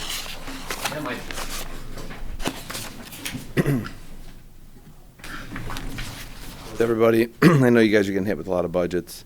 Have you guys had time to review ours at all, the police departments? I did look at it. I did. Okay. So I'll just kind of go over what I think are some of the highlights instead of going through every single line item, where I can tell where some movements went up and down or back and forth. This is our first sheet showing our revenues. And you'll see right here, the 89,000 is what let me start over again. This is based on a 23 employee or 16 sworn officer budget. Let me clarify that, so after that, for that amount of officers and employees, it leaves us with a surplus of $89,000 right here. And this is our total expenditures, 4461 and some change. So I don't, and maybe it's accounted for further in here, but I couldn't find it. I don't see forfeiture funds under revenue. Is that somewhere else in here? That's at the end of this whole, we're gonna go Okay, through state. all right. federal, Revenues, state, yeah. All right, I just that's- couldn't find it yeah. then. That, you can't It's there. count that towards your budget, so it's kind of a, we'll go through that at the end, so. Anytime, just ask questions. This is some more revenue. There besides the sale of vehicles. Here's the next, page 4 is kind of where we start our budget at. So we have our salaries on the top line, 706. And like I had stated, this is for 23 employees and, or 16 sworn. And then, in 707, you'll see a new one, so. And, you'll see in 707, you'll see $70,000. Our department traditionally has had a history of when people retire, we don't plan for it. And then we just, that payout comes from the general fund or where it comes from, it upsets the budget. So talking with Teresa, and it's a good idea, we're trying to pre-plan for retirements in 2026. We have 3 people that are able to retire, January, April, and October. Lessen the blow for future retirements.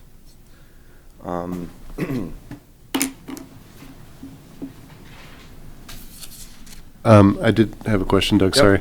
I know you're budgeting for 23 employees, so that assumes we hire the replacement officer. The difference is only 30,000. Is that because of less overtime expenses? So we were down, last year we had 24 employees, Mhm. and we had 3 separations, 2 retirements, 1 resignation. Mhm. We picked up 1 as a dispatcher at 80% of that pay, and currently we have 22 employees, so we're down 2. So we're not paying the same amount on salaries as we did last year, is the best way I could explain that. Yeah, that explains it. Thank you so much. Besides that, that's about the only big part of this line. I know all this other stuff is contractually bound. It's kind of outside of our control. So page 5. Doug, can I just Yep, make go a ahead. comment, just real fast, and I don't know, thank you, Teresa, or you, but the $70,000, this severance pay, I just appreciate either you pushing forward or you finding it, or saying it's the best practice, because as you know, I was never allowed to put anything in that line item, and you know what happened. And so, finally, I think we're doing things correctly, so thank you, Doug, thank you for being the catalyst, or Teresa, I think. I don't know who did it, that's my point. Whoever did it between the two of you, you did it together. It's good, it's Teresa, if it's bad, I'll take it. And it's not that we didn't have, it's just a different way of showing it, and I think a better way of showing it. It is the only way to show it, Jim, because No, it is, well. Well, There was no line item. We had, But microphone the item got paid, there was money to pay it, so it wasn't like it wasn't there. No, it was- It's an absolutely better way to do it. That's all. But whatever way you want to say it, We it's had finally three- there and it wasn't there Yeah. before, we so had 3 thank you. separations last year that were not budgeted. We had to pay a large amount of money for that. We know there's potential. I'm pretty sure there's gonna be 3 retirements in 26. Let's prepare. Let's just put it that simple. Yep. All right. and none before that date, right, Doug? Just I don't know the Yeah, well, future. we don't know that. I don't know the future, so, Hey, Chief, real quick, I just want to flip back to, give me a page number if you can. well, it's page 1. I got a revenue question. So we got 2 mills voted. That's a police general operating millage, right? No. a township general. That's So the we're giving 3.85 mils of Correct. general fund money to Correct. PD. Correct. We basically consume that entire row, but you'll see on this year, there's 89,000 over here. Okay. Did that, Yeah. Jameson, that answer it? Yeah, it does. Page 5.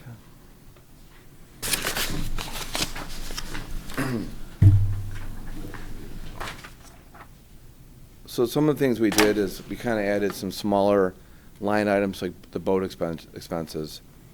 We use it for, we have the Stone Garden grants we do use in the summer on limited opportunities. We put in $5,000 to help cover the gas bill or any type of small maintenance. The same thing for the canine. This is our canine dog, 2,500. That's nothing huge. Just it helps out on the back end. That's about. Chief, can you speak a little closer into the Sorry. microphone? Thank Sorry. you. You can also lift the microphone, I think, raise the table. Raise the, not the microphone. Yeah, but raise the table.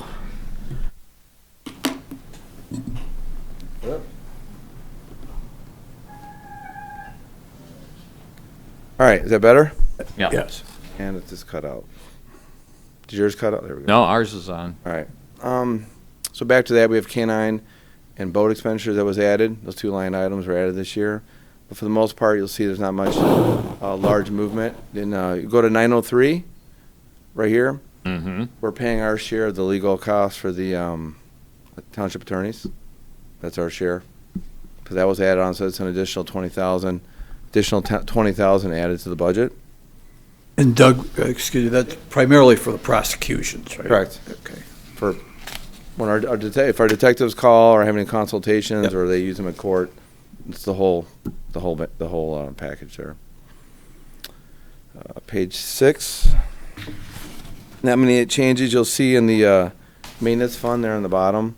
We kind of reworked this to try to put more of these reoccurring costs into this one account. So you'll see a little bit of an increase in there. And then with some of the new technology we've been picking up, when you get new technology, you get higher costs of renewals. So if I'm going too fast, just let me know. No, No? we'll stop you if you. All right. Page 7. You'll see here, from the maintenance on the vehicles, because we have a newer fleet, we did lower down the maintenance costs. We believe that we have 2 older cars left. I have 3 older cars left in the fleet, and we're hoping to get another year out of the 3 of them. We did shrink our fleet down by 1 car, and that's going to come up later on in the budget. So, and then another one is the DCC mutual aid cost. It went down 13%. We try our best to try to guesstimate what these costs are. These bills are not consistent bills. It all depends what happens downriver and what the costs are. So that's why every year that one's pretty kind of a wild card. If I have to, nothing huge in numbers, but just so this is the one where we kind of made some changes. You can see some cuts. Excuse me. So like I said, we have a newer fleet. We've been buying cars, and we had that newer unexpected purchase due to an accident this current year. So we took that $46,000 out of the budget. We took $17,000 out of the budget also right here, which is a build. That's the build of a new car. But we're still leaving some money in there for equipment if this stuff gets old. Training and education, we're going to try to, we have a 302 fund still available. So we'll lower the budget here, and we can still use some of the 302 state funds. And then the equipment, we didn't use as much last year. So we're just kind of trying to predict that about 77,000, I think that's what it comes up to. Taking out of that, we've been able to reduce out of the budget for this page right here.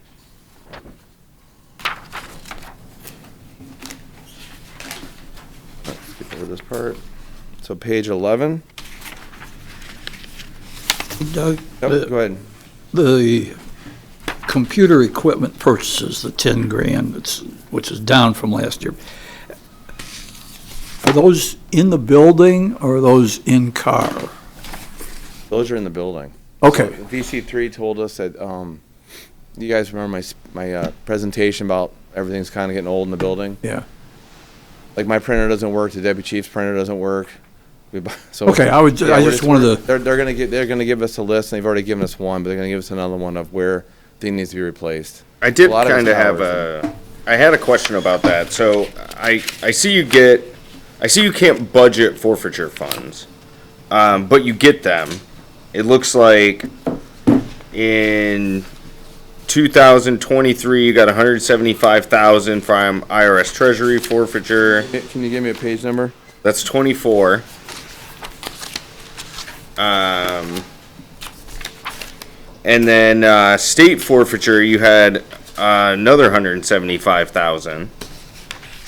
So that's a total of $250,000 in state forfeitures. I think you're reading that wrong. It's under state forfeiture, it's 100, the fund balance is 176. And if you go to Treasury, That's the fund balance, not the amount budgeted in. So on the forfeiture budgets, the sorry. 175 was the 23-24 amounts that were budgeted, Okay. not 24-25. Because and that was using prior year resources, so we actually weren't budgeting for any forfeiture money that was coming in for the year. Okay. And so that's why for 24-25, we haven't budgeted anything because they don't know what they're getting. Okay, so what's the. And they don't have any projects for that at this time. Jameson, What happened to that money then? go to page 26. I'm going to go backwards to Okay. kind of explain this better. Are we getting ahead of ourselves? I mean, you're going to come to this. I am, but So he's talking about wanting money for repairs, and it looks like we have money. Well, it's what No, you you I'm can't. reading it. can't use. You can't supplant using these funds. You can only supplement. So what do we do with them? like when the car got hit. Here, actually, I'm going to go later on. I'm actually going to go a list of some of the big purchases we did in this current budget under forfeiture. Okay. We'll go through that if we can. Jameson, is that all right? Yeah. We'll come back to it. Lost my place here. So we were on page, I think, 11. Is that right? Yes. The animal control, pretty much the same every year with some minor changes back and forth. But she has those escrow accounts that really definitely help. Her salary is under the salaries from the department from earlier. She's part of the 23 employees. But this is her individual budget. She has 2 escrow accounts that are specifically dedicated and designated for the shelter, and we utilize it. So, okay. Page 13, this is the reserves. Pretty much the same. One of the only changes we really had on this one is we don't ever, they're part of workman's comp if they do get injured while working in the capacity of a reserve officer. So for workman's comp for the entire group is $160. That's our change in the reserve program. We're hoping to get another 2 recruits, get our numbers back up. Are there any questions on that? All right. Hey, Jameson, page 15, we're going to go to the cell tower. So this is one of our accounts, and this, Jameson, this is not forfeiture, but this kind of goes into that. We're going to start entering the forfeiture part of it. Okay.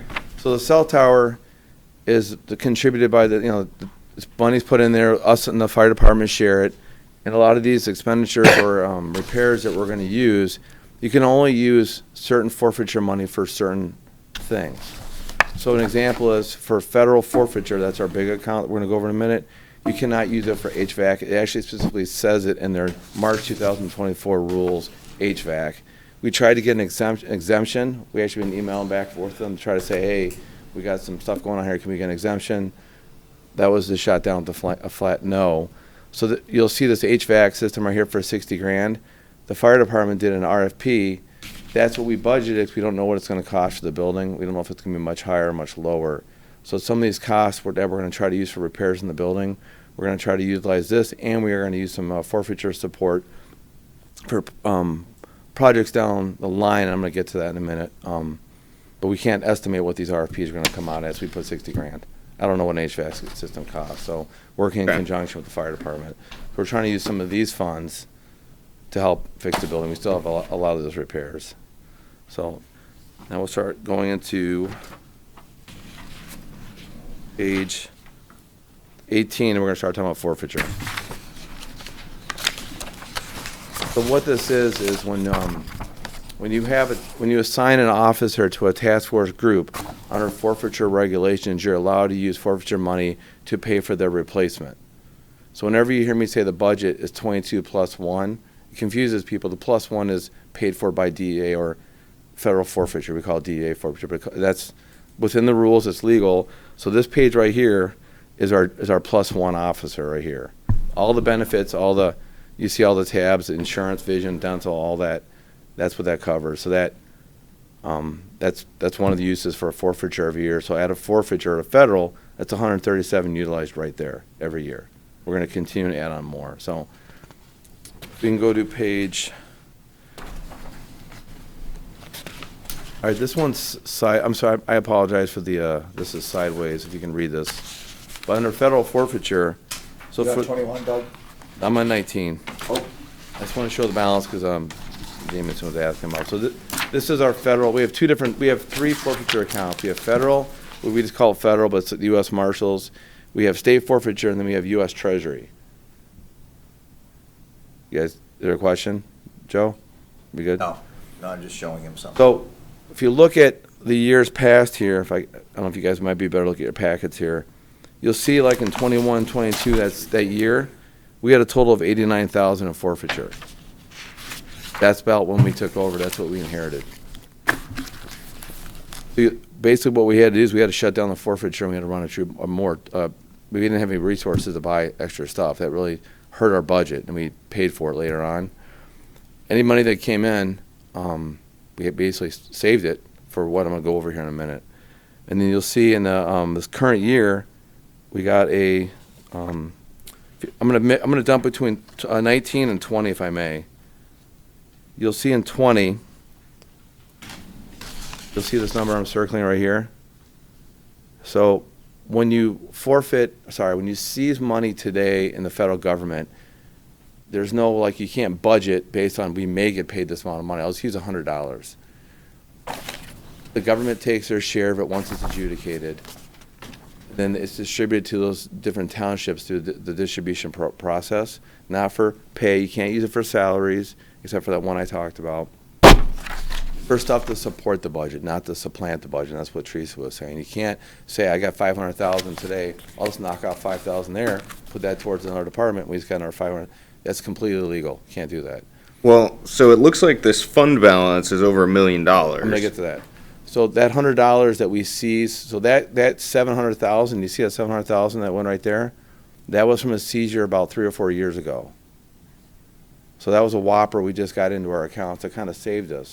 So what we've done with some of that money this year is I talked about the 137, the DEA. I don't know if you remember that I came to you about Axon for $167,000. That's federal forfeiture. Body cams and those systems are covered. It's allowed in there. Remember the flock camera system we put on the bridges? That's federal forfeiture. That's $24,000. And then you have these 2 printers that we bought recently. And then when the one cruiser got damaged and we had to replace it, that was about $60,000. So that's this year. I think that comes out to about $395,000 for this current budget of using a forfeiture. So Okay. We're lucky to have that money. We're not ignoring it. We're not sitting on it. That has very specific rules to, like, the generator. You guys remember me talking about the generator?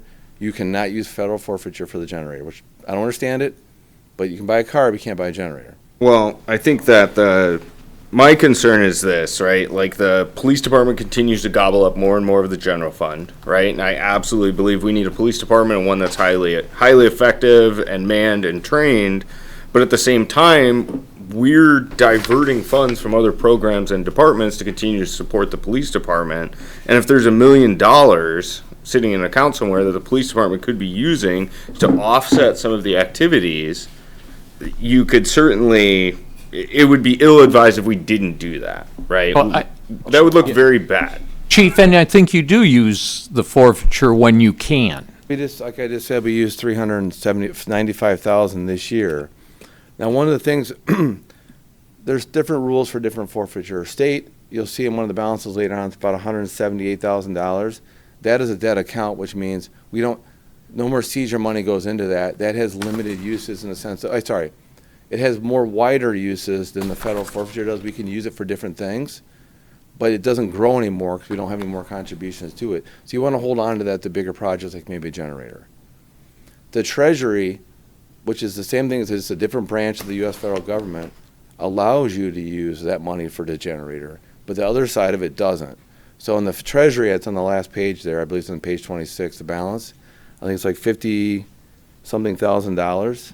That's also a debt account. That comes back from an account when I was at DEA. Not one of my cases, just one I helped on, the BMF case. That was seized by the IRS, and that was our share of it. And that's never going to be probably contributed to again. So once that money's used for let's say the generator or something different, that will never be replaced. So you want to pick and choose what items you want to use it for. Federal gives you more, you can use it for just different things, what I'm trying to say.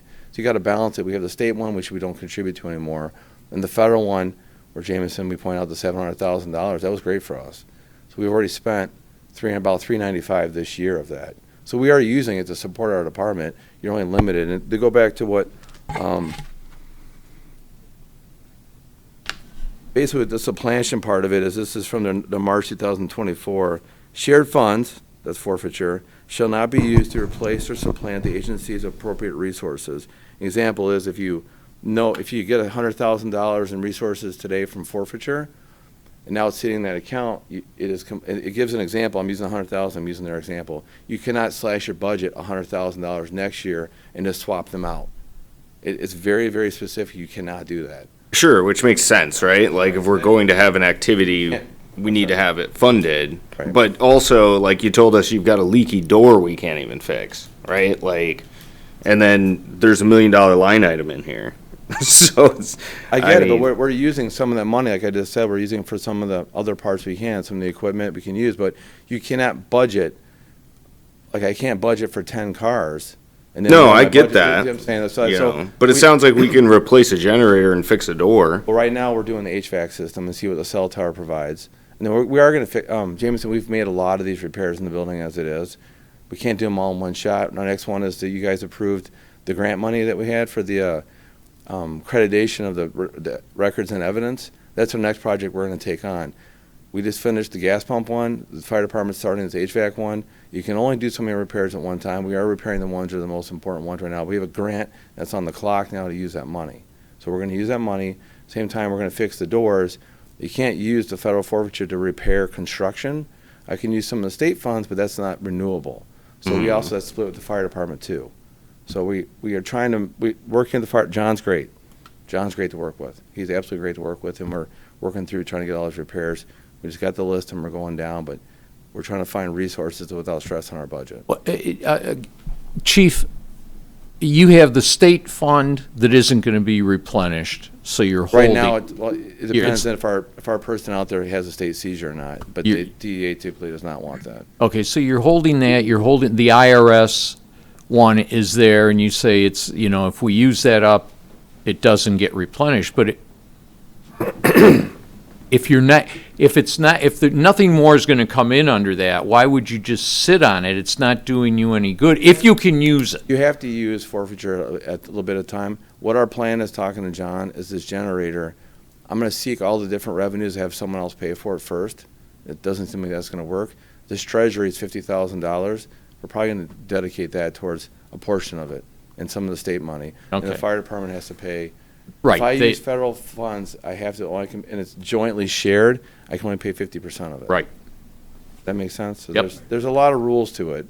And I think it's they actually have a whole industry on each state. They have one person assigned to just that And state. I think what Jameson is saying, if you have funds, we want to make sure we're using them, they're just not Yeah, sitting there. get after it, Chief. Yeah. Yeah. Well, I can't just go out and buy everybody a copier. You know, All right. I gotta, Well, no, we want generators. We have stuff budgeted. Yeah. We have to use the budgeted funds first. You can't just yeah. supplant it. And that's You're very, right. It's very hard for people to understand. And I get what Jameson's saying, because we were starving on forfeiture for a long time, and then we got this money came in. We're like, wow, let's get some body cams. Let's get these cars fixed. Let's buy this car. But we just don't want to go hog wild, because we went down to 89,000 at one point. and that was just, what, 2 years ago? Years ago. Yeah. So if this, Yeah. so, One of the things that we typically see in government is, at least on the national level, unfunded mandates where states, counties, townships are required to do things, but they don't get paid for it. The corollary, or the opposite of that, is mandates with money that you have that comes in.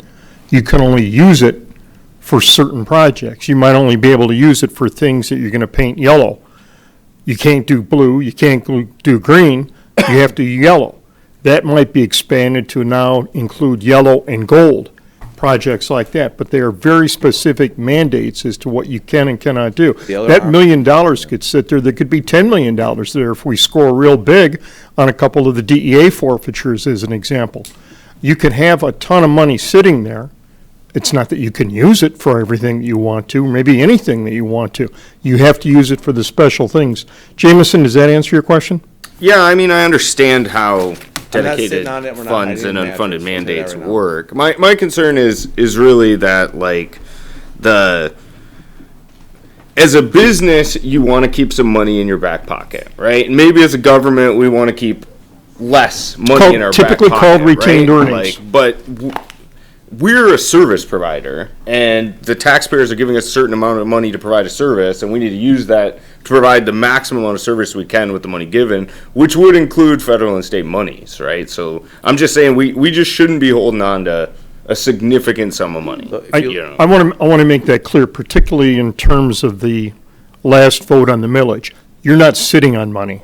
You're using it prudently. That's what I'm taking away from this conversation. When we had the 89,000 as our balance, we held on to it. We did. That's all we had. We had to cover. Remember, I showed you that one officer is covered by forfeiture. They had 89,000, didn't cover that. So now we're at both ends of the table here in a short period of time because of that one drop. It was a whole bunch of drops at a short time. It was all the same case. So it came in. So we knew that we only had so much money left, and now this money came in. So if you look at our expenditures of forfeiture over the years, since, well, the last 2 or 3 years, this year has been our largest because we have the resources, we feel comfortable. But we're just not going to go out and buy, hey, you get a laptop, you get a laptop. We have to be reasonable in a timely manner, but you can't just Yeah, you need to be a wholesale good change resource everything. of it. We can't wholesale, like, if we got to read laptops and printers and cars and then all these repairs at one shot, it's going to be chaos. Yeah. So just like we're doing the evidence from our evidence officers or our detectives are redoing another inventory, yearly inventory of it, and they're getting ready to move it into a secure location so they can have it all demoed to have that grant money put in there. That's going to cause a little bit of chaos in the building. Okay. Records is getting the same thing. And I've been talking, and John's going to start doing the HVAC system. You can only do so. I'm a big believer on controlled chaos, and it's because it disrupts everybody else's operations. So you saw we got the gas pumps; those are done finally. So that company that we used was great. Oscar Larson's was fantastic. So Chief, one question. If you were to go ahead and use these funds in ways that were not approved, whether it's pre-approved or subsequently approved, what happens? What's the penalty? what I've heard from others, when you get these little seminars, they can take it from you and they can charge you. Like there's prosecutors, or like the one state where they did like a luau or something with it. They went to jail. The one. So if you have $100,000 need for a generator and it's not permitted, Can't use it. and you do use it, It's not worth I your don't know. I'd not even considering That's it. not a criminal charge. I don't think it's a Carl, criminal but yes, charge. you're right. If no, you do it, but it's a clawback. It could hurt. It could hurt our. that's a existing clerical funds. error they'll fix. Yeah, You're talking about an impermissible, Like of setting. going on vacation, taking a cruise. That's totally different than And buying it's- something. Nobody's talking about, But- we Yeah. don't No, want he's them just asking- he's just doing asking. He's anything just- impermissible. I'm just saying, but like, we're not even considering doing that. So. No. What I'm taking from this conversation, Yeah. Chief Carmack, is that it's hard to know what will come in forfeiture. There was this big thing that came in last year. What's the average that comes in through forfeiture every year? Do we know? I don't know offhand, but I think from my days when Joe was the chief, it's all over the board because it depends on how it gets adjudicated in court. My last seizure on my last case I had, there were $750,000 in a box. Mm. That came through state forfeiture. I seized at state. My last one, I did it, and then they we got $120,000 out of that. Mm-hmm. That took about a year. That was an easy one. That was a really easy one. But some of these ones, money laundering, resources, straw buyers, Yeah. it takes time to adjudicate all this through court. Hard And to yeah, see. and that's the other thing that you can do that and know, okay, I'm getting this money today. You may not get it for 2 years or 3 years. You can't budget for what you don't know. Right. That's what's not meant for that. It's Yeah. very, Right. They're very Right. clear about that Yeah. in their rules. So, Yeah. okay, move on. That was basically it. We went to court. Move on. Very good, thank you. Jameson, Jameson, make did I s- answer that? Yeah. Did I get your answers? Everybody Give you your answers on that? good with, Yeah, I'm just saying, like, if, you said you needed a generator, if any of that money can buy a generator, go buy a generator. So, that's all I'm saying. The HVAC is failing right now. The generator still runs. It's stamped 1991. I said 92 in my. I mean, it's probably got like 11 hours on it, man. Yeah, It's yeah, probably yeah, fine. yeah, it's, So- And it's got the stick. All right, thanks, Chief. Thank you, Chief. Any other questions? no, thank you. Brian. Yeah. And he's hiding. I think I heard him just lock the door.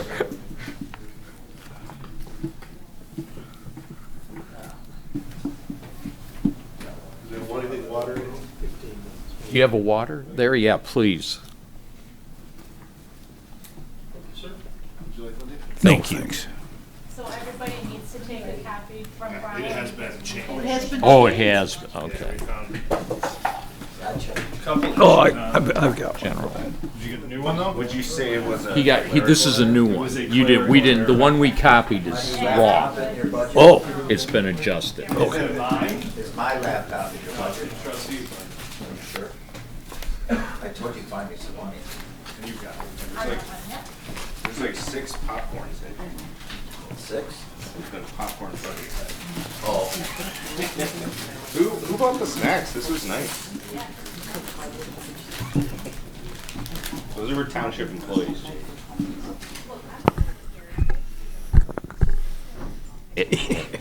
And, right, I mean, and I think he's replacing them Yeah, anyway, yeah, so and- you, yeah. because a lot of people, go ahead. We can wait for Carl, I guess, Oh. since he's wandered off. No, it's like, He may not make it back. Carl says he That's it, yeah. approves of the whole thing. yeah. Carl, right? Yeah. Carl's on board.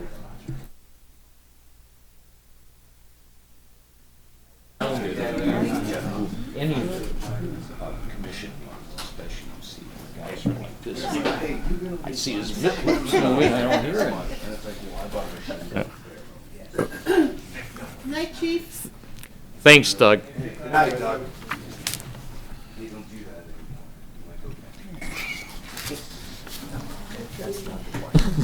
go ahead. Were you going without him, or? Yeah, yeah. Okay, fine. All right. So just for those watching this later on, all you're seeing is the PowerPoint on your screen, because I'm doing double duty tonight, so I can't show myself and show the presentation at the same time. So, all right, elections. I just kind of summed it up instead of going by these line items. Pretty much elections is the majority workers. So salary, workers' comp, because now our election inspectors are employees of the township. FICA is now taking up pretty much the most of this budget here. I've budgeted for obviously the 9 days of voting, for 2 elections, 2 election days, and then part-time staff, as my election coordinator will not be in the office for the August election at all, so I need to bring in some staff to cover, because I can't cover everything for that election. So that's pretty much where most of the salary is coming from, is the added part-time help. Besides that, supplies are pretty normal, postage, legal notices. I put equipment purchase and office equipment together. Pretty much that's just the $5,000 that we do for maintenance on our tabulators every year. So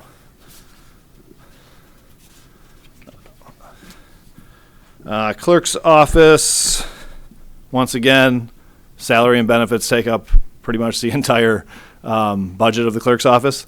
And then we do have a couple equipment purchases on there, for a new printer in the clerk's office, and a laptop for the clerk, and a new computer for the election coordinator position, because it is much needed.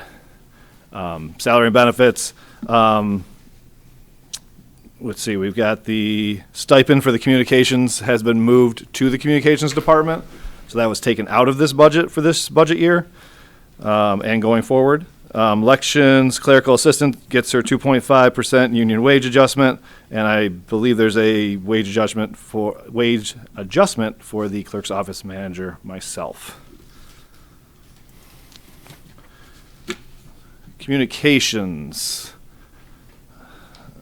So looking at communications, once again, pretty much the entire budget is mostly staff. I have budgeted a $10 a meeting raise for my cable techs. And then the biggest thing is obviously that 20,000 now has been put into this, so that's the added to this budget. Sorry, page 6.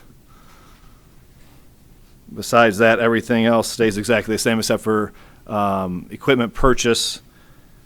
Last year, I was going to do the sound system. That came in way higher than expected. So instead of doing it this year, when I have 2 elections, I figure we have no election scheduled for next year. I can do the communications sound system next year using then the money that I would be spending on election inspectors and then kind of shuffling that over to communications instead.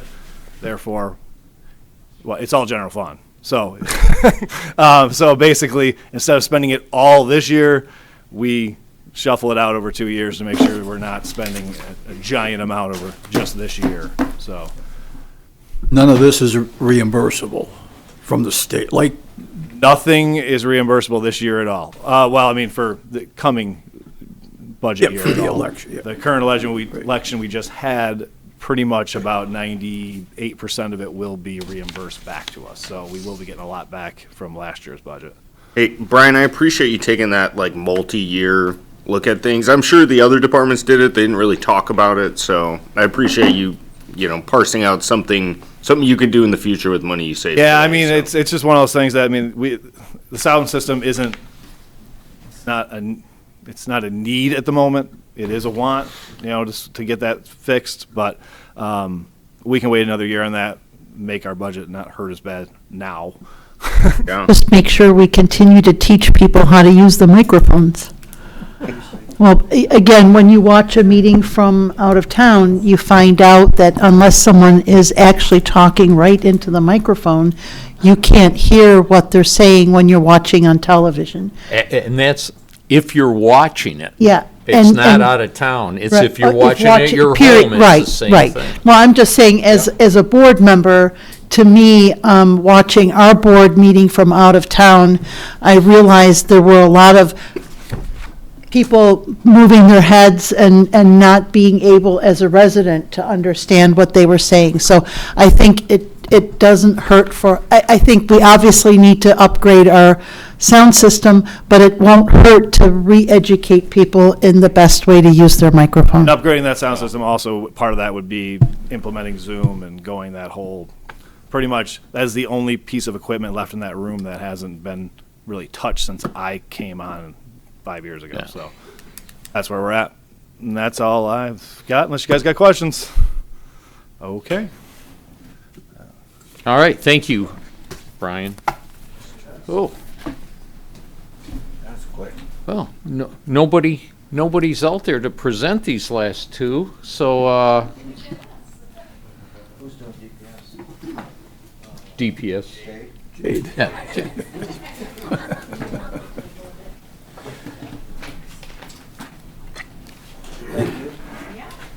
Oh, yours is thick. It is. Thank you. Are you good, Dave? I'm good. Okay. I'm good, unless something changed. No, Library, open space is Derek. That's Derek. Okay, that's Derek. Are you good? Yes, I'm good, thank you. I'm sorry? $231,000 towards a library. That's our, people still use it. A lot. Yep. Still use it. Just surprised it's so I see much. Dave there every Monday. What are you doing? Wasn't that you in the corner? It's under the old. Doesn't it just go to the library- Trent Under the library? old library system, when we were part of Wayne County, it was more. Really? Yeah. You see that sign? Yeah. Yeah, yeah, yeah. I think my Blockbuster account's still I take my suspended. book donations there. Okay, so we're going to start simple and work our way up. So I have a couple special revenue funds to go over first. The first one is the library fund, and that is with our agreement with the Trenton Library. So the property tax collections increased based on the change in the taxable value, just like every other property tax assessment. And then we increased the administrative expense by a little bit from 2% to 4% because either myself or my finance assistant we go to bi-monthly meetings. So we increased the administrative costs a little bit because of our time for that. And then the difference is the payments to the city of Trenton.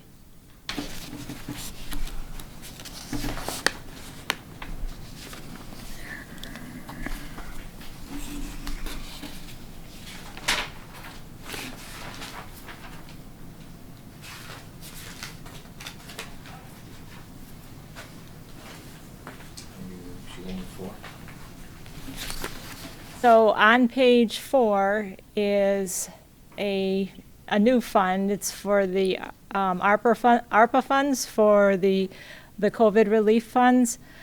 When the funds we received the funds and we first started using them, they were recorded in an escrow account. When the auditors did the audit for the year ended March 31st of 23, they said, well, no, it really actually is a special revenue fund.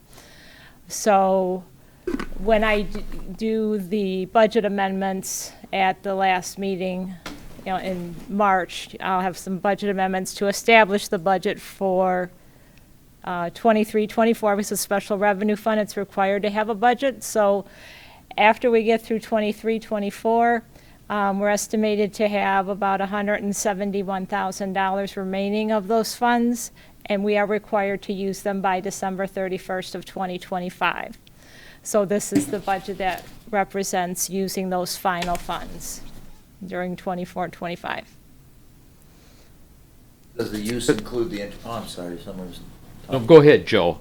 Does the use for 2025 include any interest that has accrued over the years? Yes, it does. So the total fund? Yep, so it's the total amount, yes. But we do, the money is in an interest-bearing account that's been earning consistently 5.5% during this year. So that also is added to the funds that we can use for the projects that the township assigned for these funds. All right, so that was going to be my question to bring out. The 180 expenditure is the projects that we had approved previously. Correct.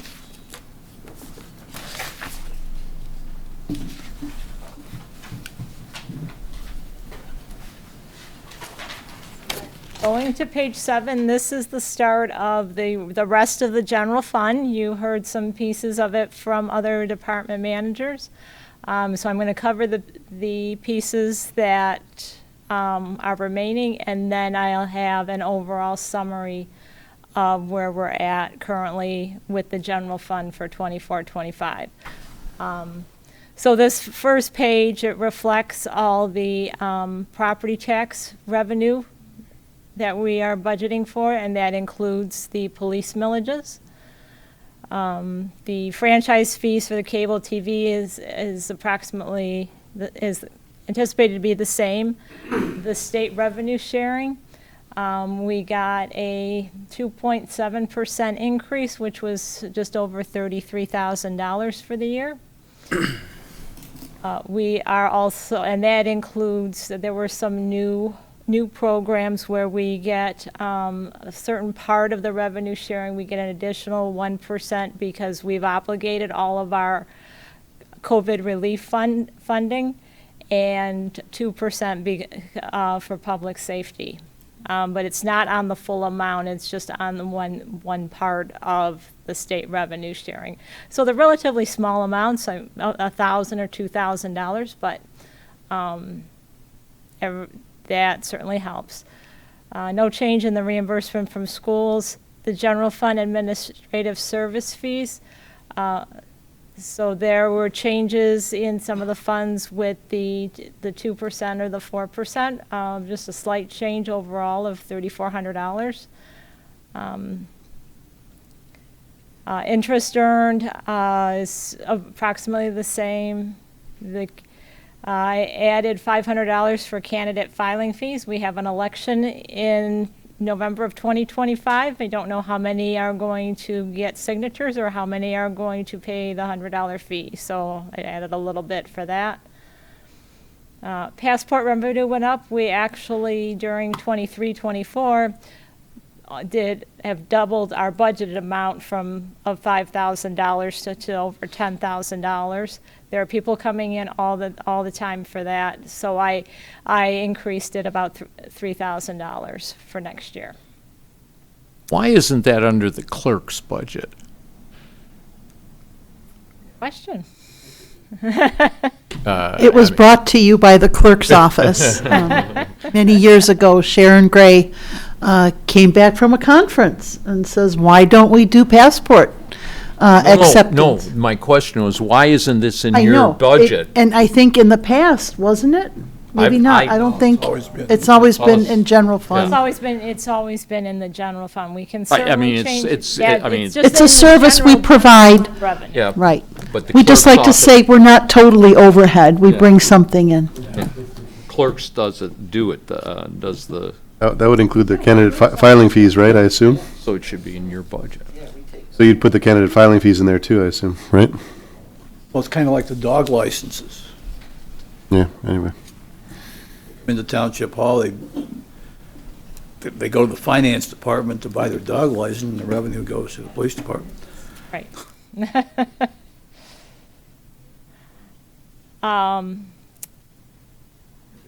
Other income that's where the potential sale of township property.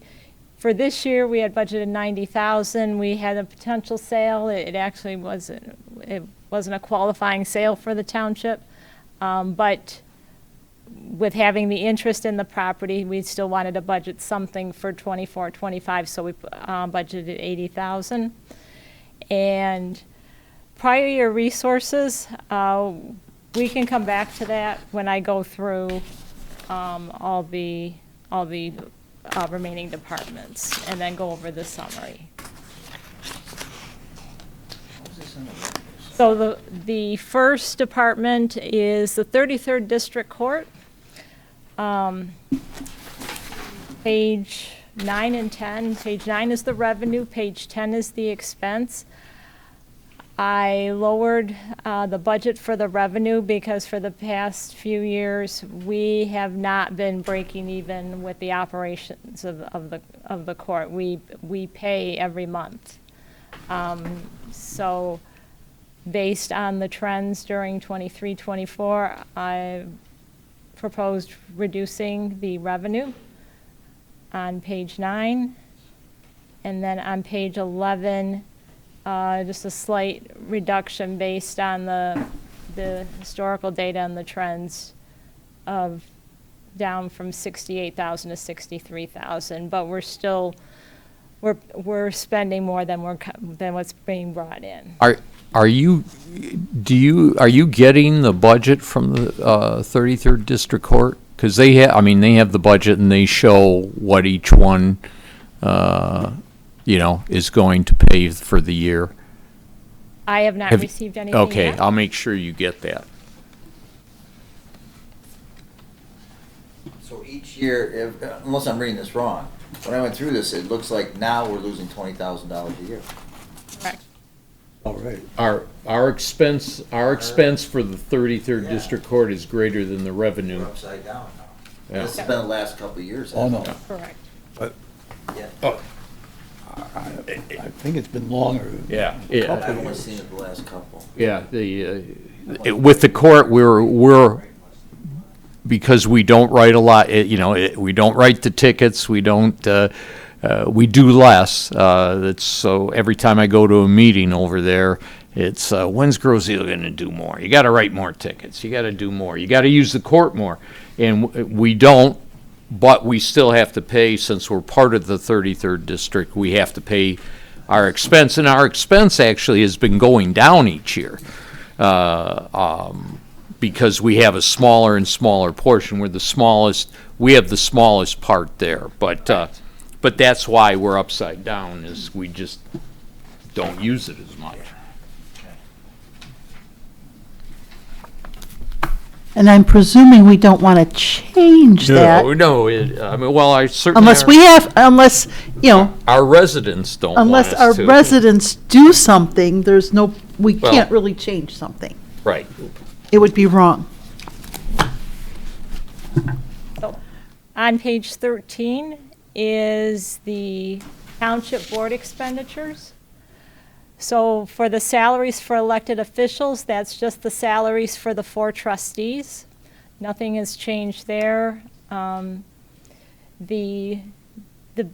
largest change was in conferences and workshops, because we are planning for the potential for new board members in the November election. And equipment purchase is 4 new laptops for the trustees. Except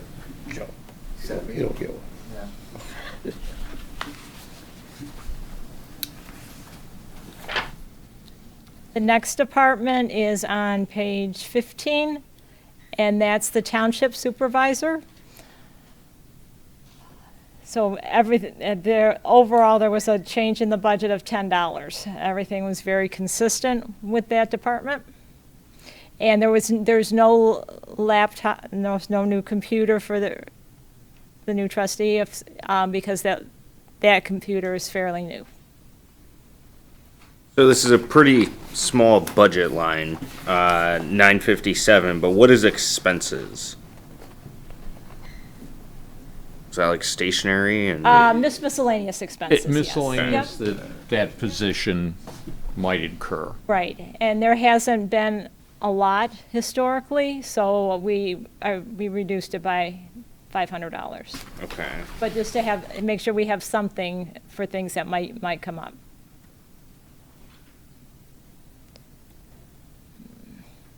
On page 17 is the township manager expenditures. So the full-time salary is 50% of Derek's salary. The other 50% is in DPS for his split in his duties. Very small changes in the benefits. And we increased the expenses, miscellaneous expenses, but we decreased the memberships and dues, and we increased the conferences and workshops. So the overall change was a less than 3% change in this budget. And expenses in that account are things like chips and water and stuff like that for different events that we have going on, or if we have, a retirement or something, maybe we'll buy pizzas or something like that. So that's what that allocation's usually used for. The labor relations expense, is that for like when you're negotiating with unions and stuff, or? Any kind of labor attorney expenses, if we have grievances, if we have ongoing labor issues associated with a complaint or something like that. So, Gotcha. Which I don't know if that's best served in just general. I guess it doesn't really make a difference, but that is specific to labor council costs. Gotcha.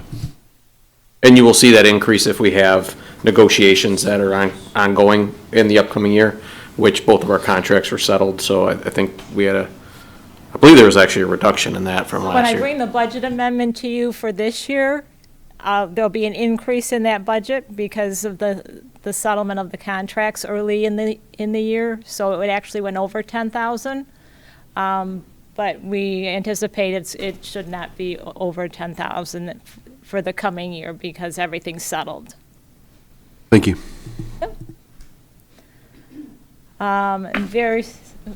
And so I went through the rest. Any other questions on this one? On page 19 is the finance department expenditures. The salaries are for the finance director and the accounts payable and payroll assistant. So the increase is due to salary changes with the new hiring the new finance director. Put a small amount in for overtime. Sometimes occasionally there's, my accounts payable and payroll assistant, she does both jobs. So sometimes there's just special projects or things that just can't fit in a normal work week. And so we did want to have a placeholder for some overtime. The health insurance actually went down, comparing the health insurance that was required between the new finance director and the prior finance director. So the cost is less, and the retirement factor is less as well. Very small changes in the other benefits. Data processing, some increases with the BSNA software contract. Otherwise, pretty consistent, as well as the other expenditures except for equipment purchases. So it's time in the rotation for the finance director to have a new computer.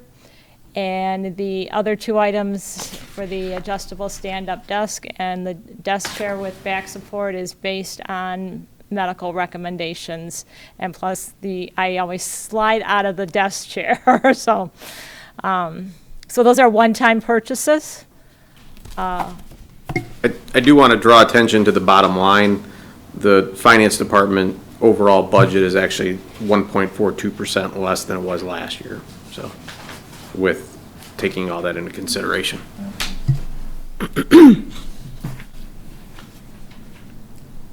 Page 21 is the assessment administration expenditures. So this is the assessor's office, and the full-time regular salary is the assistant assessor salary with the 2.5% and an additional recommended increase. So that's what's recommended for all non-union this year? Yes, it was. So there's 2.5. Yeah, but this is with the 2.5, all of them, the ones we've been seeing. Yeah, so just to summarize, all of the non-union employees in this budget have been allocated 2.5% wage adjustment from last budget year to this budget year. Community development director, airport manager, assistant assessor, and deputy clerk there will be additional recommendations that were built into this budget, additional compensation above and beyond the 2.5% that will come before you. They'll be incorporated in the budget as it stands right now, assuming you approve this budget, but they will come before you for approval in our first meeting in April, which has been the tradition for non-union wage adjustment approvals. So we want to make sure that you're okay with setting the money aside first before we, come to you and ask you for that adjustment. Does that include police and fire or any other non-union department head? Police and fire were both 2.5%.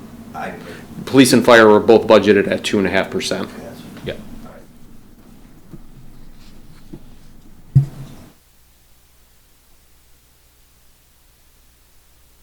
The other items in this budget, everything was pretty consistent, very small changes. And the assessor's office township manager's office does need a new printer, so the cost is actually split between the two departments.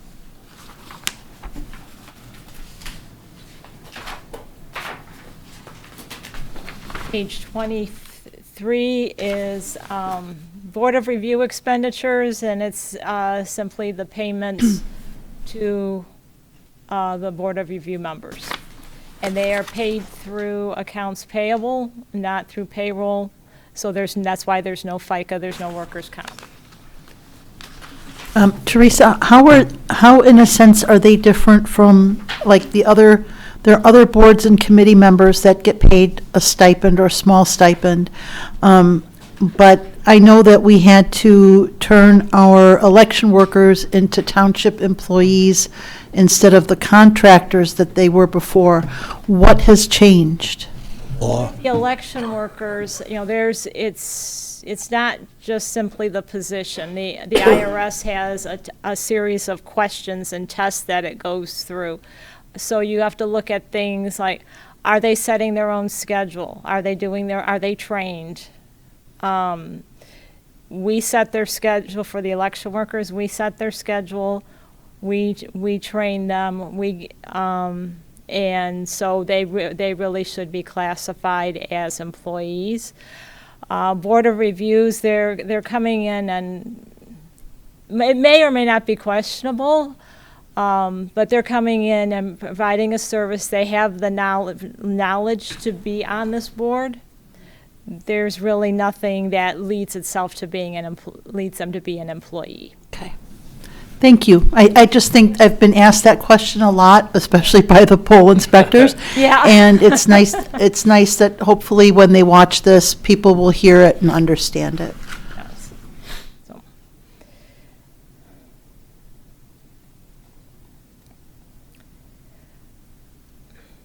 Page 25 is the treasurer's office expenditures. So the salaries for elected officials is Mr. Nadeau's salary, and the full-time regular salaries are the cashier and the assistant, or the deputy treasurer / finance assistant. So the increase in the salaries is the 2.5% per their union contract.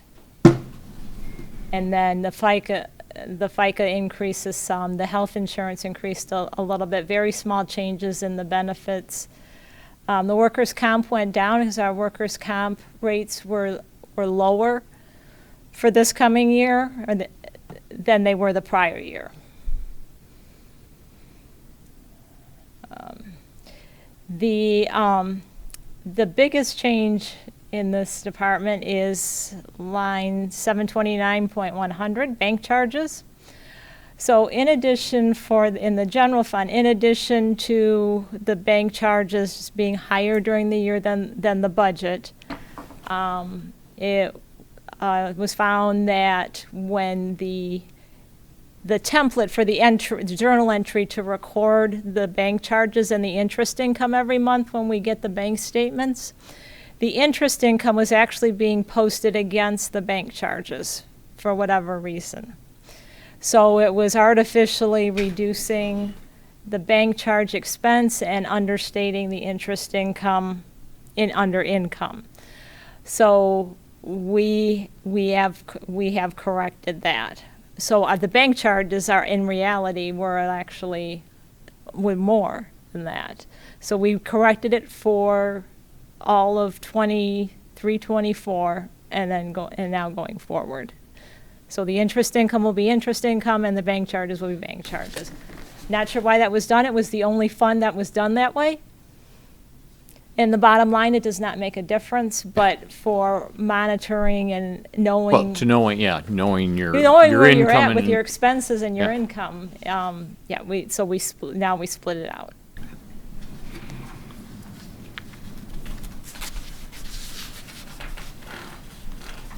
And under equipment purchases, and that's the laptop for the treasurer, and then a computer for the cashier. She is also up in the rotation. Page 27, general fund building maintenance and grounds. So that's the maintenance for the township hall. There's no longer a dedicated person that gets charged here. There was still, whatever reason, workers' compensation budgeted in the prior year. I don't know why, so I just removed that. things are very consistent until we get to maintenance, building and ground, line 931. So it was 76,000 for 23-24, and that included 2 HVAC units on the top of this building. So we're not going to have that, but just looking at other maintenance costs. So we were able to lower the budget $16,000 for the building and grounds. And equipment purchase, we were able to lower by $3,500. And the interest, so the bond payments for the Township Hall, this payment for 24-25 will be the last payment for that bond. So that's why the interest is $7,600 less. So overall, this budget decreased 7.5% over the prior year. So the 190 and the 3,800, is that what this is? 3,800, when is that payment due? It's due within this fiscal year? It's due. Within the next fiscal year? Next fiscal, yes. The one we're reviewing right now? Correct. Okay, so the next fiscal year, we're gonna be talking about the next budget process. We won't have those bond payments that we'll have to incur. So I guess just in summary, that frees up about $190,000 plus for the next fiscal year potentially.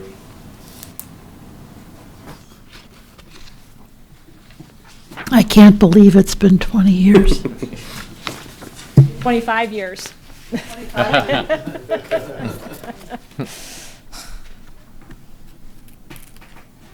And I can remember when this was done. Page 29 is the general fund professional services.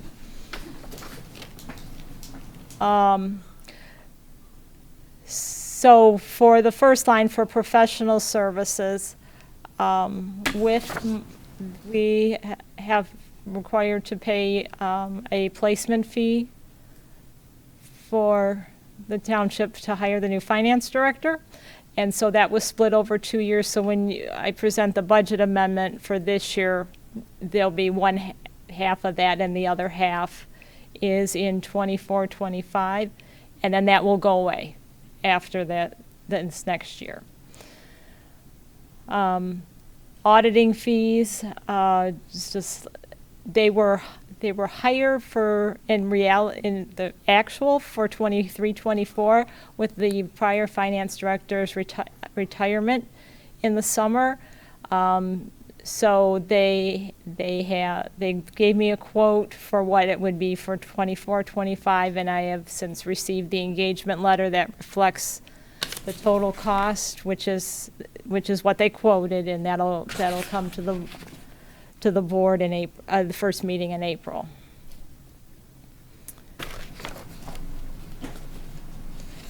Consultant financial increased mainly because of the remaining costs anticipated for O'Keefe Consultants, which is the Toll Bridge consultant. And the general engineering, non-project specific, I added $220,000 to the budget. We anticipate the contract that was approved was about $320,000. We anticipate about $100,000 hitting in 23-24, and this is the balance of that. And again, this is another cost that is one time, and after this year, or after 24-25, we won't have that. And then legal fees, prosecuting, that was removed from this area of the budget. It's still general fund, but because it is prosecuting, I recommended that it be moved to the police department, which that was talked about, because it is a police department cost. So I removed it from this budget. And we increased legal fees for special projects and potentially for the toll bridge was increased $15,000.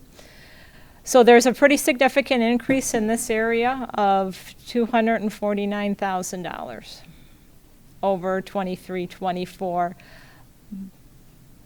I did have a general question on legal fees. Trying to look at the historical data, there was a jump in 21-22, but I'm just curious how it's been with the new lawyer, how the fees are coming in. I don't know if we have that information. I'm happy to take it later. I think overall fees have probably increased, but also I think that the quantity of work has increased. So it's, you're seeing those rise proportionally. And that's exactly right. But the increase is not great. No, it's not overly significant. Yeah, it doesn't. 20%. Okay. Yeah. Okay. Yeah, it doesn't seem so from the historical data. It looks like we actually went higher in 21-22, but would that have been because of labor stuff or no? What page you on? Sorry, page 30. Activity in 21 and 22. Legal Yeah, fees. it could have been because of labor. Yep. Okay, that's what I was trying to figure out. Okay, thank you. Additional questions on this section?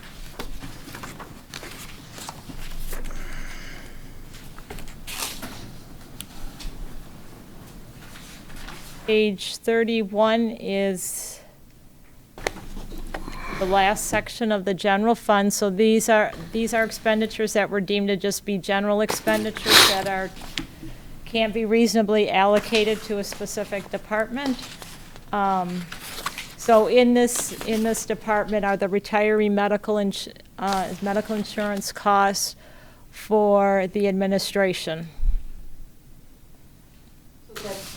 And so that went up because the prior finance director is now in that pool. Okay, and that's where you also moved like the retirees from the clerk's office and, okay. Because that used to be in the clerk's budget and now Any it's. general yeah. fund Right, retiree and is because in with here. those departments, there's no revenue generated Right. to cover that. So there's probably about 12 or 13 individuals that are in that section. And sorry, go ahead. The health savings account expense went up $2,000 because of the retiring finance director. She participates in the high deductible health plan, so that cost was added here. Retirement costs are also with adding the retirement of the finance director. Next. Just a question on that. Is that like a MERS payment or is that a separate line item? That is a MERS payment. Anything that says retirement on this budget is our payment to MERS. The MERS. And are these the payments that will get us back in compliance above the 60% threshold, or we don't know what will be needed to get there? Partially. Partially, yeah. Partially, because the other part of that equation is what the fund earns. Okay, gotcha. Okay, thank you. Teresa, as a follow-up to that question, we've been ratcheting the amortization down from 30 to 15 years. Where are we in that process with this budget? Do you know offhand? Yeah. Jim, do you remember? I believe we're at, 18? I wanted to say 18, year 18 or 17. 17 right I there. think so, yes. Yeah, and we weren't doing that. MERS. No, did MERS that. was doing that to MERS us. was doing Yeah. that to us. No. Yeah. For I this think, budget that's coming up, I'm thinking it was 16 or 17, you think? I think 17. But yeah, it's 16 or 17. We're gonna within the next couple of years we'll be down to the 15, and then 15, it'll which level is off. the goal. And by taking that year away, it does increase your pension cost every time they take a year away to amortize. So I actually have a meeting with our regional director for Groseal Township, our MERS director, a week from Friday. Information.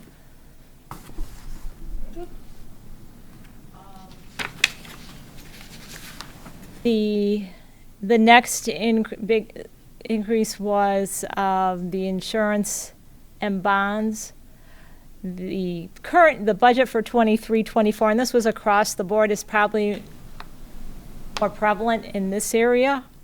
The budget for 23-24 was actually not quite enough to cover the actual premium for the current year that we're in, plus anticipating, I don't have the new rates for 24-25 yet, but anticipating an additional 8% increase.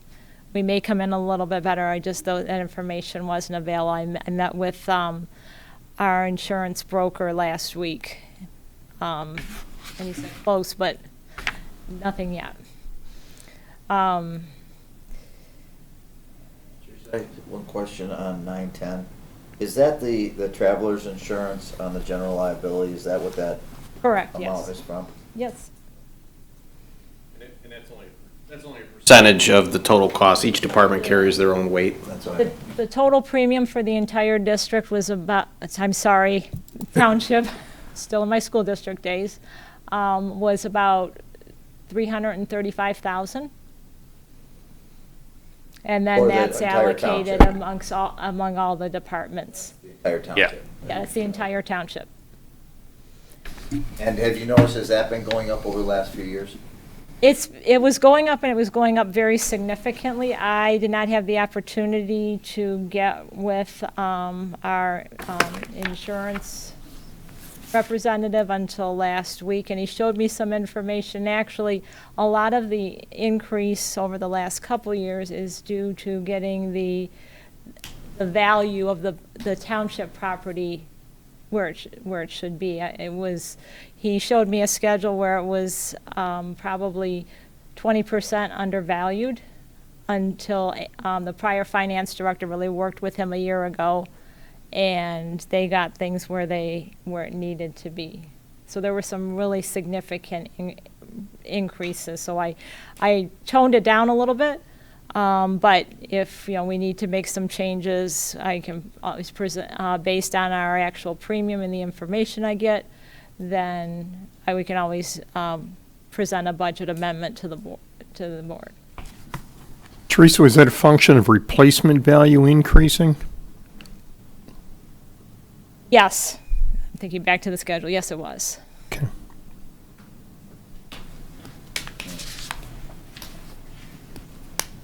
And also, in this area are the bond payments for the restaurant, and this is another bond payment that the 2024-2025 payment will be the last payment on this bond. So after our next year, this will come off of our budget. So again, the biggest difference is the interest, and it's only about half the interest because it's of when it's going to be paid off. So overall, in this area, there was a 6.5% increase.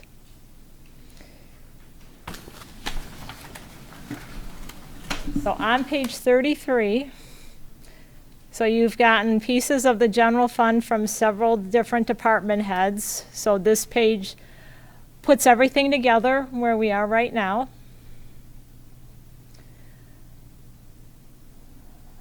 If you go down to the bottom where it has the percentage increase or decrease, right now we are showing a 5.5% increase over the prior year budget.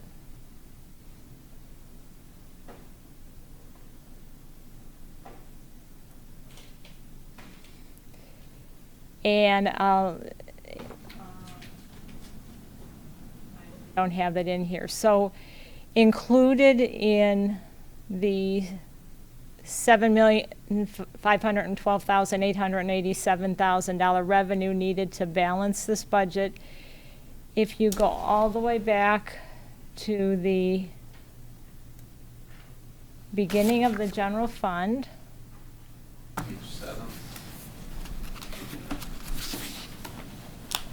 Yes. Yeah. so at the bottom of that worksheet, it shows how much of the just general fund revenue, and that's part of the general fund revenue, how much of our prior fund balance that we're projected we're going to need to use for 24, 25 at this point in time, and that's $287,537. And there are a number of one-time expenses in 24, 25 that are causing this, which is the toll bridge engineer of $220,000, the toll bridge consultant of $20,000, the severance pay in community development due to the retirement of Lori, and the cost of the master plan. That's well over $300,000. Just those 4 items, and those are one-time things. So operationally, we have a balanced budget. These are discretionary things or one-time things that we are not going to have going into the future, and that's where the proposed budget is right now. If I may ask, what's general practice with the general fund? I know we'll have to spend down the fund balance for some of these items. Do you have to build it back up later to get to a certain amount, or how do you generally handle that fund balance? There's no set amount. There is what is the projected 15? Usually 10 to 15% is the And recommended of Yeah, your and budget fund balance. We are think we're high. well over 10%. Yeah. We might be right at 15%. So we have been where we've always pretty much stayed. Actually, probably been maybe a little higher. And so we've always, we're always able, which we have to present a balanced budget to the state. They don't, for the state, they don't look at you using your fund balance to balance the budget as being a deficit budget. They don't really care where you get the money from, just get it and be able to pay your expenses. So you have to, by law, present a balanced budget to the state. So we are not a deficit fund balance because our overall fund balance is not negative. Mm-hmm. Right. Mm-hmm. If that ever became negative, then we would be a deficit township, and then we would have to submit a deficit elimination plan. This is far from being that. And that is what the fund is for, we have a number of one-shot things that we didn't know about when we started that we're going to have, and that's what it's for. So Teresa, if I may, on page 33, you have the same fund balance for 2022, 2023 actual and 2023, 2024 approved. That's because the budget adjustments haven't come in yet to realize what the difference is going to be. That fiscal year's not closed yet, right? Correct. So we won't know how that'll impact that fund balance, but is it by simple math, the 2.3 million divided into 6.6 million as far as the fund balance going into the fiscal year or last fiscal year was right around 34.5%. So would it be 6.6 million, Derek, or the 7.5 million of our I guess we're going off expenditures, right? Right, I'm going off actual. Well, last we knew where we were. We will know where we're at once this fiscal year ends up closing, right? So. Mm-hmm. Gotcha. So we're in good shape. We're not near an emergency manager. Yeah, we're well above 15%. Yeah. I know general fund is generally what's looked at. I see it like how we're rated on other websites and stuff like that. But obviously we have all these other funds like rec and other things. Those they don't have fund balances, or do they? Yeah, they have similar fund balances. Yep. Yeah. Okay. Gotcha. Rec has fund balance. Airport. Okay. Gotcha. Yeah, every fund. So a lot of the departments that you saw are special revenue funds, and they have their own budgets and their own fund balances as well. Okay. Once this is all put together in the book, and it'll probably be a little bit clearer with that. It's something that's not commonly known, like about recreation. It's not really a department of the township. It's a millage-run activity. Well- So, a township doesn't quote-unquote have to have a rec department, but the voters on Grosse Seal said we want a rec department, and the only funding the rec department gets is that millage funding plus any fees and leases and things like that that it has. So it's completely outside of the general fund, much like the airport and any of those other funds that aren't. Our fire department is Fire outside, department, is yep. outside, you know. So And technically, even the police department Well, would be It could be. classified Could- that way, could yeah. be. Could be. Could be, if they had a, if the police department was consolidated. self-sustaining, yeah. it could be separated Yeah. into a special Yeah, I revenue mean, fund. that is just the way, you know, way back when, that's how they did it. and- Legacy we're dealing with. Yeah, but, yeah. One- Run on their own. One figure that seems to jump out here, if I'm interpreting it correctly, Teresa, is that when we look at the increase, decrease over previous years with the fund balance, our fund balance is roughly 95,000 less than it was 3 years earlier, and yet our Headley cap is 5%, and our expenditures have been significantly in excess of 5%. Correct, yes. That's a pretty remarkable accomplishment. Pretty good, yes. And that's when we also consider in the fact that we have 2 bonds that are dropping off. And once those bonds are free, theoretically, your fund balance should be able to at least be stable or even improve. Correct. So going forward, I think there should be optimism here as to where we are as a township. Do you agree with that? I do, absolutely. Yeah, I mean, obviously, your expenses are gonna increase too, but that's a good cushion to absorb any increase.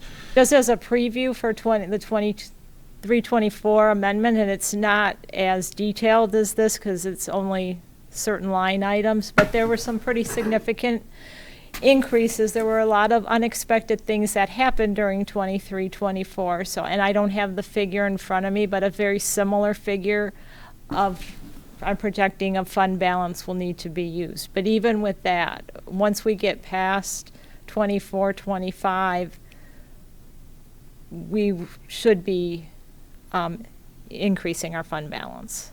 I think the projections that we've seen are after 24, 25, when the bonds are dropping off, there's going to be fewer taxes paid as a percentage than what we've been seeing in the last couple of years. So your property taxes, as if you can compare apples and apples, will theoretically be less. Correct. Correct. And that's an accomplishment. Well, that's an accomplishment when you think of and that was part of the plan in adding the millages that we did, that you're still gonna end up certainly no worse off than you are right now. Guess what I'm looking at is it's working. Yep. So the last couple pages, page 34 and 35 just show the current bond payments for what I already discussed in the general fund. But page 37 and 38 are state revolving fund bonds. So in 24, 25, Phase 2 is no longer there. It ended this year in 23, 24. It's page 37.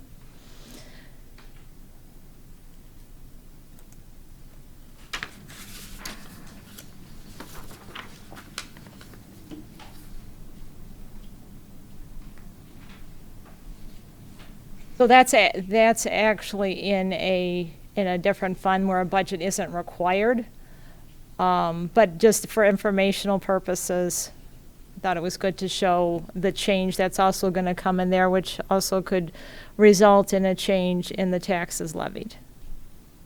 Well, I Yeah, mean, yeah. that they're dropping off because the expense is dropping off, and that was the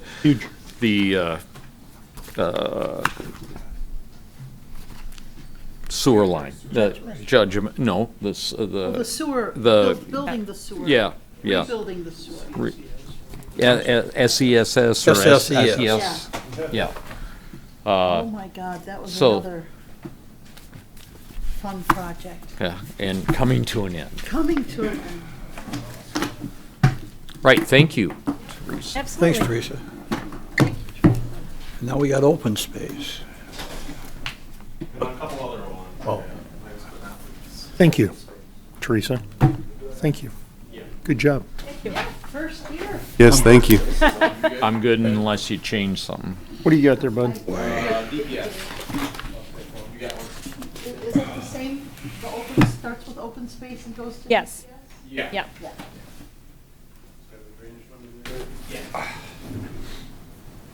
Oh, sorry. No. Got it? Good job, Teresa. Thank you. All right, I know it's been a long night, so I'll try to move through this kind of quick and hit the high points, the ones that I know that everybody would be interested in. So we're going to go through quite a few different funds here: open space, drainage, bike path, roads, water and sewer, including the wastewater treatment plant, and refuse. That was fast. Thank you very much. Right. So open space is, for the most part, a debt account. I mean, it's not generating any real significant, if any, additional new money. So it's living on retained earnings.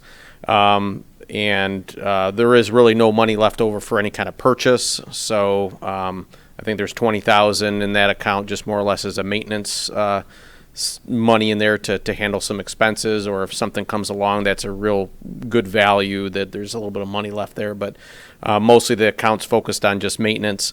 There is some funding still available in the account to do some ongoing work annually. And the type of work that account does is the trimming of trees. Like if an open space tree is dead and is at risk of falling into somebody's house, we'll come along and cut that tree down.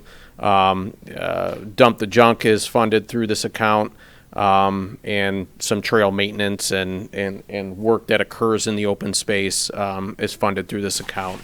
I know open space just presented to me a bit of a revised budget based upon a meeting they had a couple of days ago. So those changes will be incorporated into here. Some of those things have already been built into it, but we'll make sure we make those adjustments. Matter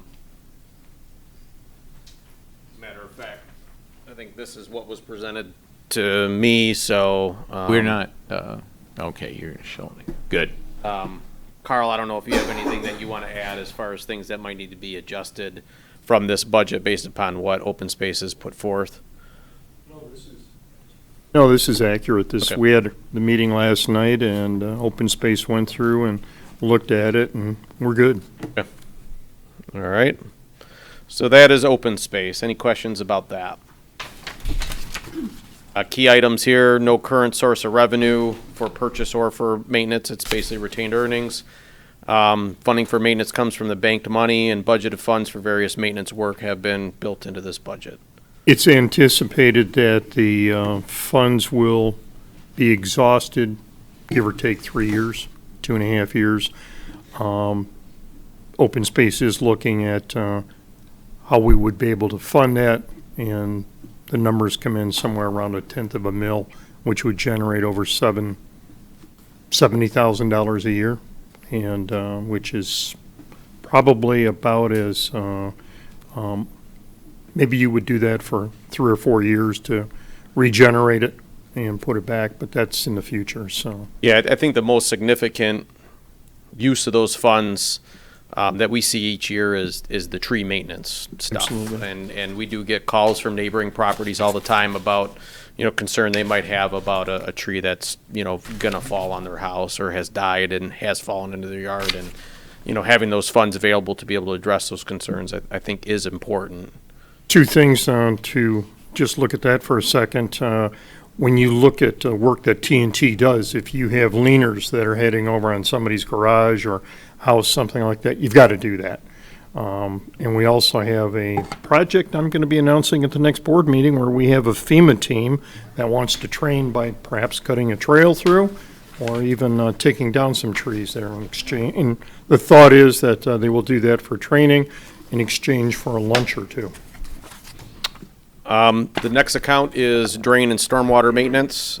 We do have a millage for this. That millage is .32 mils. That was renewed a year or two ago. We, once again, through DPS, get a number of complaints about drainage on the island. These complaints come in about both chronic problems and also acute problem areas, and I would classify those two as chronic problem areas are tracts of land or large drainage issues that have to be addressed with a more complete plan versus acute problem areas are like specific yards. So in the budget, we have funding set aside to address both those problems. So the drainage grant program that you see here, that's to address those acute problems. We cover 50% of the drainage work at a property, a residential property, up to $5,000. So there's money set aside for that. And Hey, then Derek, yes. Is that the stormwater disconnect grant, or is that just water in my yard grant?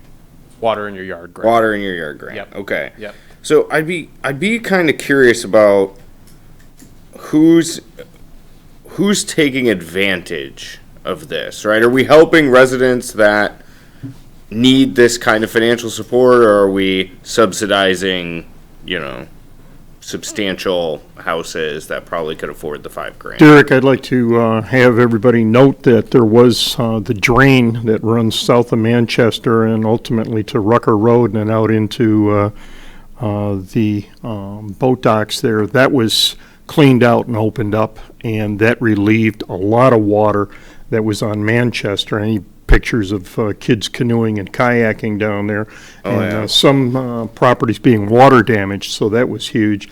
The second thing, you had the same project that went on with the ditching on Rucker Road as well as on Lake Road, and that serviced dozens of homes on both of those roads. And the residents. I'm talking about the grant program, Yeah, Carl. he's talking about the grant program. I'm just not saying those grant- are examples where we're expending it beyond the just an individual there. Well, but the grant program is what Jameson's talking Understand. about. To answer your question, there is not an income threshold requirement associated Okay. with the grant program, so you don't have to prove low income or anything like that.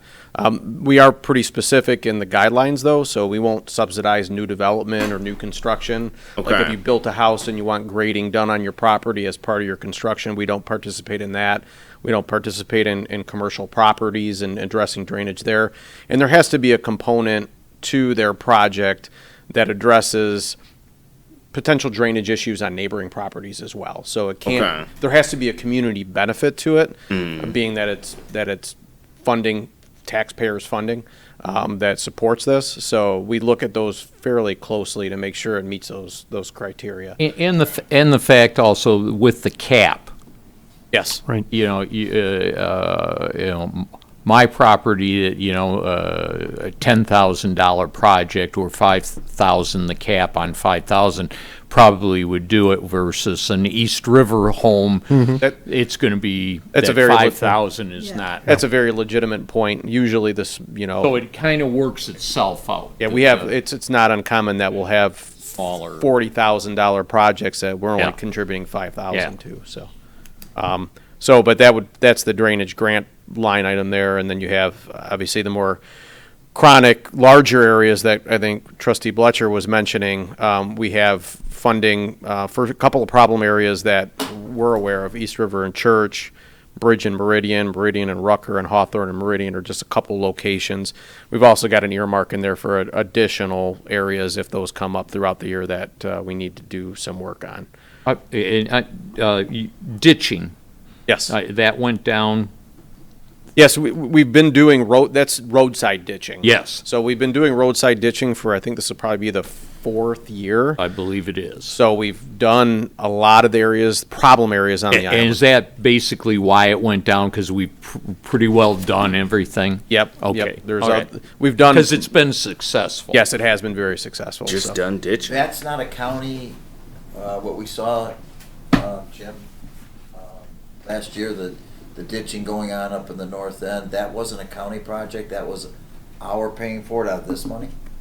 Yeah, most of Yes. the ditching on this Yeah. island has all been us, Yeah, yes. Was because, the county doing the work and we pay them? no, we hire our own. Is there some rogue county crew doing Yeah, there ditches was a up north? county crew at the north end ditching, That is possible. county trucks. That that's is why I'm possible. If it asking. was a- Yeah, if it was a- that was not this. Yeah. That was not That this. was their own. Our ditching program is, we have our own contractor.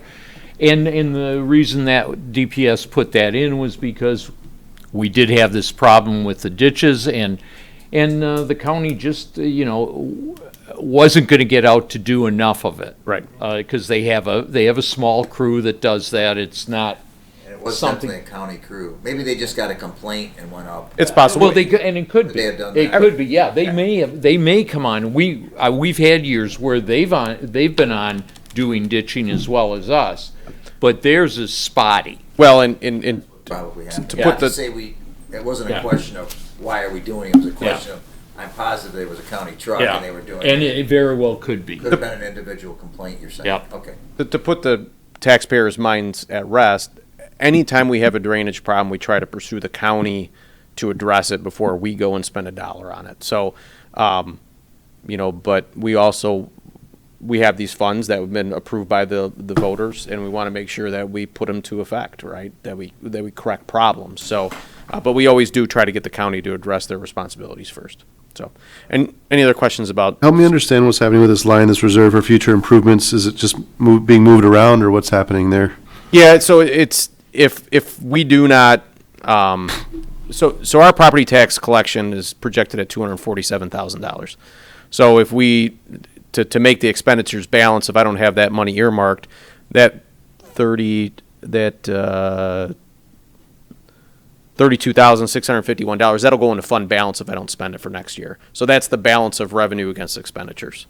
Okay, so the fund balance here is 32,000 is what we have left? Well, it'd be 32,000 if we don't spend that line item, that would go into fund balance. Okay, Okay? gotcha. Does that make sense? Yeah, I think so.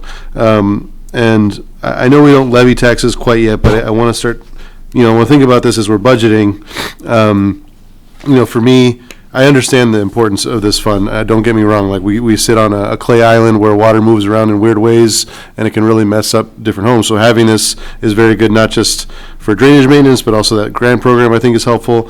But I heard pretty clearly from the police millage that, folks are hurting from the increases in taxes, and this is one of the few places I can think to try to levy a little bit less. I'm not saying take all of it, but I'm like, even just, I don't know, half away from the grant program is something I think could be helpful to just, and I know it's not a lot, but at least give some kind of relief, and then, yeah, as we all know, mills start falling off the following year, so, and you just bring it back up then. I don't know. That's just something I want to throw out to the board as something I've been thinking on, I mean, I don't think that's a bad idea, Kyle. Honestly, I wouldn't want to eliminate a good program like that, but maybe suspend it for a Unless year you're or the two. guy with the drainage problem. Yeah. Yeah, but Well, and we have to consider, as I've shown Derek and some others, some of the areas where the roads have been improved, but the ditching is inadequate, especially on East River and West River, where the water is now washing away the new road. Well, that's not a ditching problem. I'm just saying, we have to look at big pictures. Right. That would be a good investment in protecting the road. So there are going to be areas where drainage work is very important in protecting a property or a road. So Yeah. I think we just want to Yeah. we want to make sure we have the money available to do what we need to do. I will tell you that a lot of the issues that we address through this program are long-standing drainage issues that have been around for 15 or 20 years, if not even longer. This island used to be a big farm, right? So there are a lot of drainage lines that were originally cut for, the field drainage. Those were incorporated into neighborhood drainage, but haven't been touched since they were farm field drainage. So, in some of these areas off of Ferry, off of Island, off of Meridian, where we're recutting these ditch lines that, haven't been touched in 50, 60 years, I think it really relieves some of that that residential pressure. So, we will continue to do that until, the board decides it wants to go a different direction, with those funds. So this is what's proposed for next fiscal year. In full disclosure, I benefited from those when we did the work on the open space drainage on Island. And there are about 4 or 5 homes around my home who regularly flood during heavy rains. And that drainage, that ditching work, the county came through at one point, but the bigger project had to be done in the open space. And that made a huge difference to a lot of us. You could sometimes watch the water just run over the road. It was crazy. So, Yeah. but again, full disclosure, I've benefited from some of this. So. No, I mean, I've seen it. I've seen it happen, and the flooding. It's not good. I like that this is happening again. For me, it's not a lot, but I like even just reducing the drainage grant program by a little bit this year. I think could give a tiny bit of relief just to show that we're hearing folks. But again, that's just the one spot that I could see that we could do that. And again, that's not talking about the bigger projects. It's just the grant program that I was looking at. But that's just a thought. Next one is bike path fund. So this account is .1455 mils, and this is maintenance. So that's where you see the 112,000 coming in, and they are sitting on some cash in the bank, about 300,000, a little more than $300,000. It is budgeted for this year to continue to do the same maintenance that we've done over the past couple of years, which is cutting the grass, plowing the snow, but also to spend a pretty significant amount of that fund balance to repave some of the bike path in areas that it's needed. So that's the intent with this budget, taking some of that fund balance as well as some of the property taxes that we collect this year to fund that project. And that priority list will be established as we move through the spring here to indicate what areas that, or identify what areas we're going to be working. So that's the overall summary. There are no millage funds for new trail creation, only maintenance. We do not have any revenue coming in for new trails. So any questions about BPAC bike paths? And we will continue to try for grants. Jameson and Brian and Carl, you guys have been pretty consistent in indicating your interest, and there is, I think, a willing grant partner in the Ralph Wilson Foundation that has been pretty good to us. So we'll continue to try to obtain those funds, which allows for our dollars to go a lot further. $45,000, I think, is the last grant we got, something like that, which allowed us to do a few things. So, and I think we got a grant prior to the year before that, too, for some bridge work out here on the pedestrian bridge. So they've been good to us, and we want to continue that relationship if at all possible. Any questions about that account?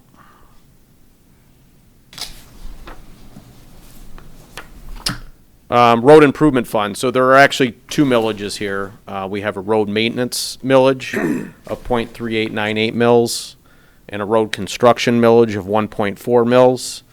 The vast majority of that 1.4 mils goes to fund bond payments for the initial influx of cash that we put on the roads last summer. The DPS Commission, and through your support, the Township Board support, we did schedule that millage, though, so that there was some money coming in annually. I want to say it was close to about $500,000, something like that, maybe a little bit less, above and beyond the bond payments. So we still have some additional monies coming in annually to help support ongoing road work. But this year, it is primarily going to be focused on working on Ferry Road. We had planned to do Ferry Road as part of the original road package. We held off on that because we knew Ferry was going to be a detour route when they were working on Meridian. We recently bid that out, and bids actually came in really well, about $500,000, where the engineer's estimate was about $800,000. So I think my plan would be to request the board as well as the DPS Commission to authorize that full $1 million amount, and then utilize the unit pricing that we have for Ferry and do work elsewhere in the community on asphalt roads. So that is the intent. So you see 1.6 million going into the roads for next year. We have about 150,000 in concrete work remaining from last year's contract, so that's built into that. We're still mulling around about another $500,000 in other projects that we plan on doing for next fiscal year, in addition to the normal work that we do on road maintenance, which includes our dust control program, our emergency snow removal program, and our Wayne County Priority Service. So those bond payments you can see down below here, 300 and 273, and then all the other work that we're going to do with these funds for the next fiscal year. There's quite a substantial reduction from last year because we had, this large amount of expense that we put on the roads last year, about $500,000 or $5 million project. So, and here's kind of the summaries of that. Eric? Yes. On the Ferry Road project, how does that tie in with the bridge on Ferry Road? So we're aware of the limits of how far they're going to pave back on Ferry, and that project looks like that's probably going to happen late in the summertime. So we'll probably be out of there. So you'll be able to do Ferry Road up to that point. And Yeah, we've already been Good. talking with the county about what their limits of repaving are going to be. We're going to go up to that point, and then they'll carry it from there, the bridge replacement and farther. So, I don't know if this is necessarily a budget question, but is there a good way to, report or figure out ways to make sure we maintain the roads that were recently done? So I've seen reports of this elsewhere, but the one I know the best is West River, where it's narrow, so a lot of folks are driving on the side and it's making like a ditch on the side. And now I'm seeing that the ditch is so deep that it's like cracking the edges of the new road. So I'm just, is there a way, I don't know, is that something the county can help with, or that we can make sure that we're, obviously just protecting our investment that we've made in these roads, yes, I'm aware of that area. We've had a number of complaints about it. That area has been requested to be taken care of by the township to the county. Mm-hmm. We don't necessarily have the equipment to do that. Usually you need like a shoulder machine, which is basically like a dump truck with a conveyor on it that discharges gravel out to the side, and then you bring a piece of equipment like a skid steer or something through and move that along. Like I'd mentioned with the drainage, we always try to pursue the county to take care of their responsibilities first. But if it gets to the point where it's not being addressed and it has a detrimental effect on like the longevity of the road, we can go in and contract out to have that work done. So we do have a road maintenance account, and we do have cash above and beyond the bond amount, bond payment amount that we're obligated to, that we can go in and do that. And it is a concern of ours. We did probably close to $130,000 in crack sealing last year, and that was specifically for maintenance and maintaining what we already have.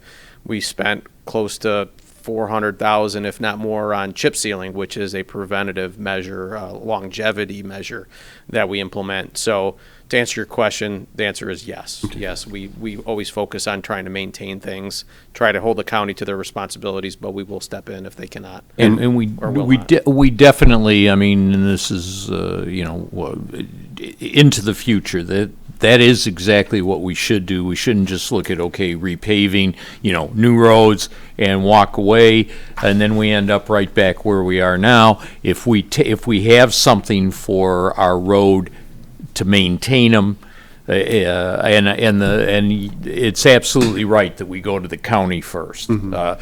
But it'll pay dividends to the community if we can take care of those things so the roads don't deteriorate.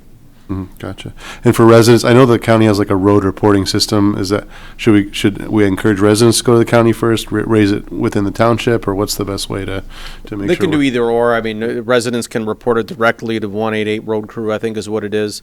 Or they can get a hold of us, and we sometimes make the report, because what I'll do a lot of times is I'll take that report number and I'll get a hold of my contacts at the county and say, hey, a ticket was already pulled for this. Mm-hmm. Please pay attention to that ticket and try to get it taken care of. So that helps me out if I have a ticket number, because they know that my complaint from the township manager and DPS director is tied to something that's already in the system, Mm-hmm. and it gives them a little bit more, to get it taken care of. Excellent. So, right. Thank you. Any other questions about roads?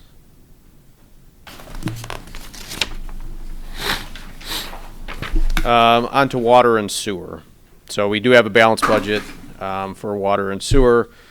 We'll get into the detail here. So for water and sewer, for the water account, we are recommending an adjustment to the water rates. And I'll go into the detail of that. We are anticipating less consumption than we have in the previous year. We're anticipating 250 million gallons, whereas I think last year we were 252 or 257, something like that, if my memory serves me correctly. We are planning on using some of our fund balance, so we do maintain a fund balance in water, and that number is $200,000, and I'll go into why we're looking at using those funds here later in my budget report.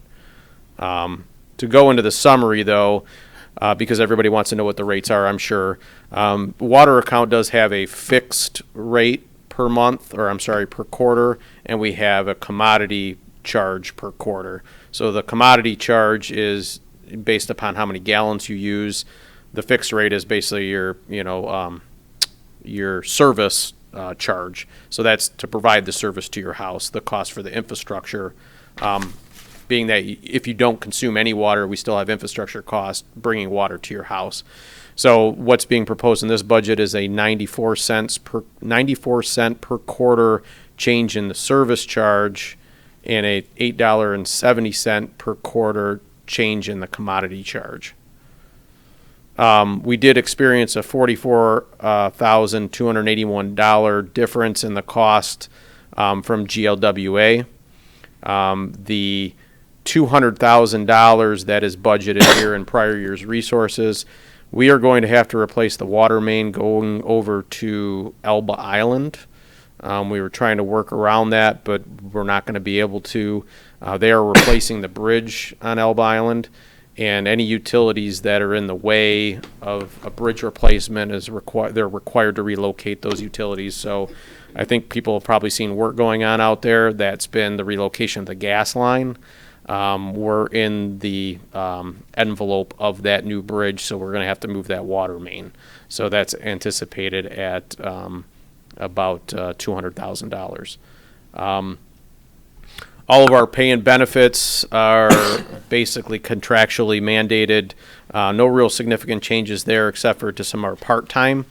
Right now we have a part-time employee that his hours have exceeded what was budgeted last year, but his hours are necessary for the department. So that's just bringing his hours more into compliance with how many hours he actually works and has been budgeted for. In addition, we have a potential retirement within the water department for our clerk position within the next 18 months or so, 12 to 18 months. So what we would like to do, if at all possible, is bring in a part-timer to work with her to train that individual with hopefully the ability to maybe hire that person permanently to fill that position, but to have that institutional knowledge passed along. We have allocated money in the budget to be able to hire somebody to go ahead and work with her.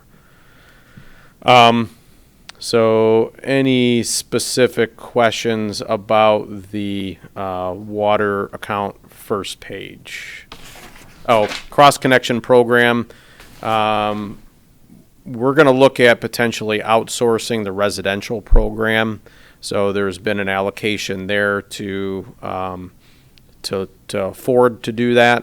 Right now, the residential program is done in-house, but I think we can probably do it more efficiently, use that time elsewhere by having a private vendor do that. Right now, I'm sorry, I don't know if I said residential or commercial, but right now our residential program is handled by an outside vendor. Our commercial program could be rolled in pretty affordably, and most communities outsource their cross-connection program to an outside vendor, so there's been money allocated for that. The water asset management plan, that $64,000 is the balance of the remaining work on that asset management plan, so that's been budgeted for. Legal fees have been increased substantially, and that's just because we have ongoing litigation regarding that water main on Meridian at the Thoroughfare Bridge, so we set aside some additional money for that. water main contractor, that should be 0. That's the same amount, not 100%.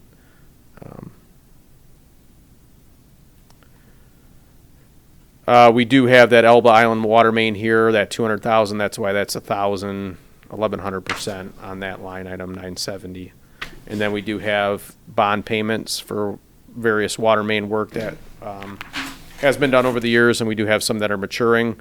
So this 190,000 will drop off. So my assumption is we'll be putting together, based upon that asset management plan that's currently being developed, a capital improvement schedule, which will utilize some of this bond falling off to be able to finance some new additional work based upon what the asset management plan says we should be working on.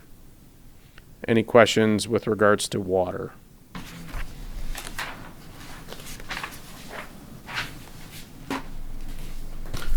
Sewer. So sewer revenue supports both the sewer system and also the wastewater treatment plant. So both of those accounts draw on this revenue pool. We are suggesting a service charge increase from $47.63 to $55.03, and then a rate charge. So this is your commodity charge from $442 to $498 in this upcoming budget. And I'll go into that a little bit more. We do have some movement on that, but you know, that's something I want you folks to consider when I give you the pros and cons to that. We are drawing on previous year resources, this $363,350. That primarily is the bond payment for the ACO work. So if you recall, when we scheduled the ACO bond millage, we pushed it out to try to alleviate any significant pressure on the overall millage levy.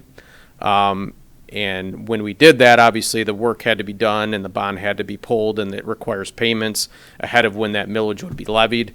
We had committed ourselves to paying for that bond payment out of retained earnings and allow retained earnings to carry us through until when that millage was levied. So that's what that amount is there. That is solely and completely that bond levy, or that bond amount, that bond payment amount. And then we have $2.5 million coming in grant revenue. So if you recall, we had gotten that federal allocation of $3.5 million a little less than a year ago. About $1 million of that's going to be used for HVAC over at the wastewater treatment plant. The intent had been, when we had applied for that allocation, was to use that $2.5 million for the ACO work. The problem was that project was far enough down the road where we couldn't incorporate the federal requirements for the federal dollars into that project. So Davis-Bacon, which is your prevailing wage legislation, Buy American provisions, all the various things that come with federal dollars. So it is going to be reappropriated, or has already been reappropriated, to overall sewer work. So it's not that that money isn't going to good use. It is just being spent on another liability or obligation versus the other obligation we had talked about. So, and that way that project is starting from scratch, so we can incorporate those guidelines into those projects. So that's $2.5 million coming in, and you'll see $2.5 million going out. Salaries, that part-time, that's that other conversation, because the conversation I had earlier about the hours and the part-timer, those individuals are split 70-30 between water and sewer, so that went up as well. And then the other salaries and benefits are all contractual.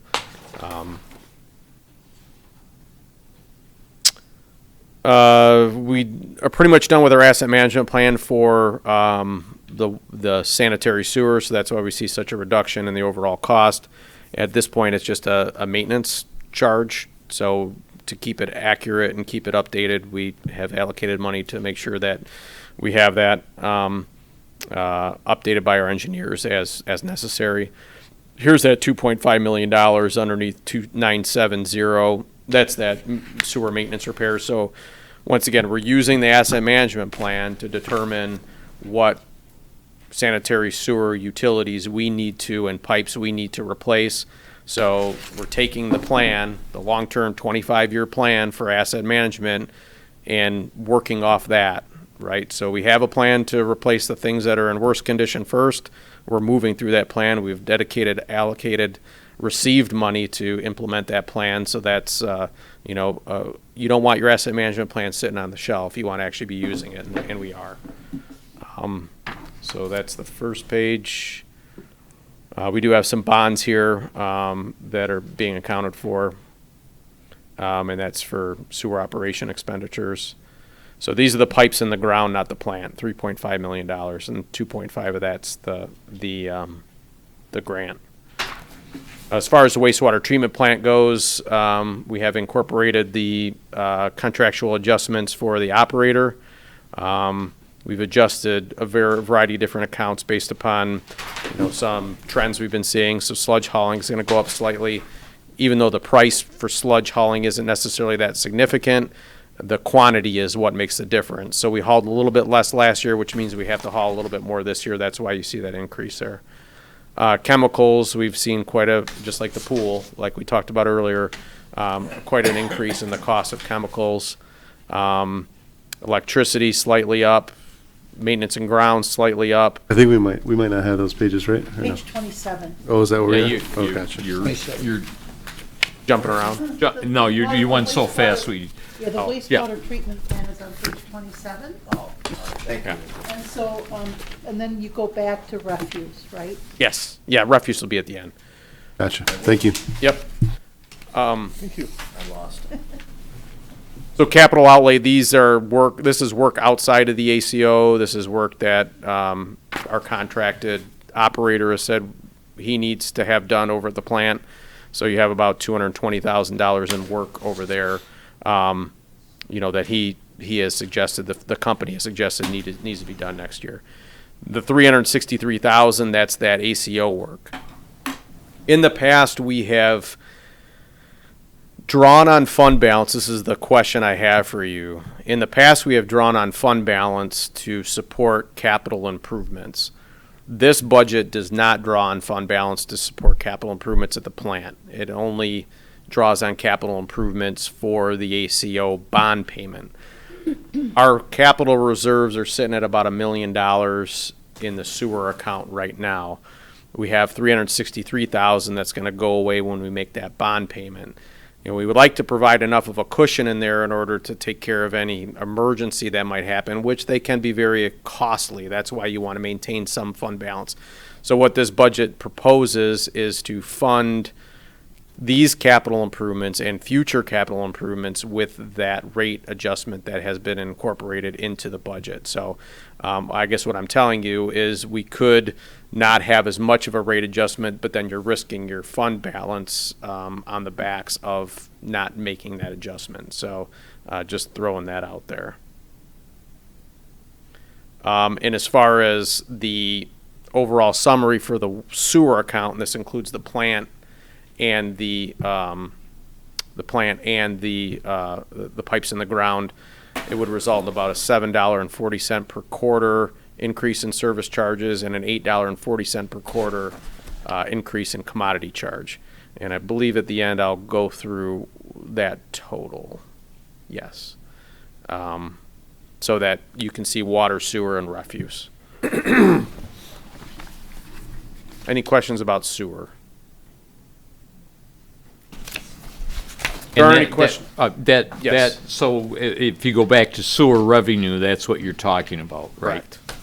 With those adjustments. Yep. It's 4763 to 5503 and 442 to 498. Okay. Okay. Refuse. So our contract with our current provider is up in November. So we're going to be looking at what we want to do with that contract, but all the tea leaves tell us that no matter who we go with, there will be an increase, and a substantial one between where we're at now and where we will be. We're expecting about a 15% increase in the hauling charge. So that's been built into the budget and has been adjusted accordingly as far as our rates are concerned. So that's where you see this significant increase in the service charges. going from 793 up to 979, and we've budgeted an increase in order to account for that. And just as a side, aren't the number of companies much reduced that are out there to do this work? Yeah, GFL and Priority are probably the only two that are operating in this area any longer. Waste Management's not really servicing this area. Stevens is no longer servicing this area, so we're going to have limited choices if we go out to bid. So I would expect to see a recommendation from DPS as far as what we want to do with that contract, but we got a little bit of time here to be able to figure out what direction we want to go with it. So, but for the budgeting purposes, we should anticipate that there is going to be an increase because we've been able to obtain all the recent bids from local communities, nearby us.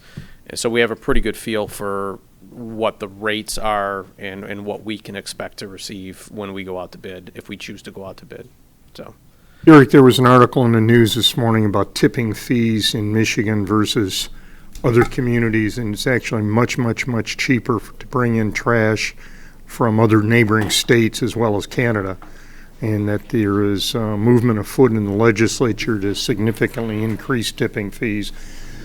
That combined with the idea that Riverview is closing at some point, their landfill, how's that going to impact? Do you have any ideas on that? So probably the best way to answer that is to go to the next slide. If you take a look at our dumping expense, although we did have an increase from Riverview on this newest contract, our quantities have actually gone down over time. Okay. So we have a $989,000 budget. Dumping expense is only about $81,200 of that. So not to be flippant about it or anything, but the tipping fees and disposal costs are only a very small amount, relatively speaking, of that cost. The majority of the cost comes from the hauling. Okay. So even if it went up 10, 15, 20%, it's not going to have as much of an impact if our refuse hauling contract went up 10, 15, 20%. So I don't know if that answers your question or not. No, that certainly puts a comfort factor in there. Yeah. Thank you. Well, do you know whether that's related to fuel costs or labor costs or greed? What do you think is pushing the? All of them. I doubted that it's to greed. Yeah, I think what you're seeing is a response to inflationary pressures. Okay.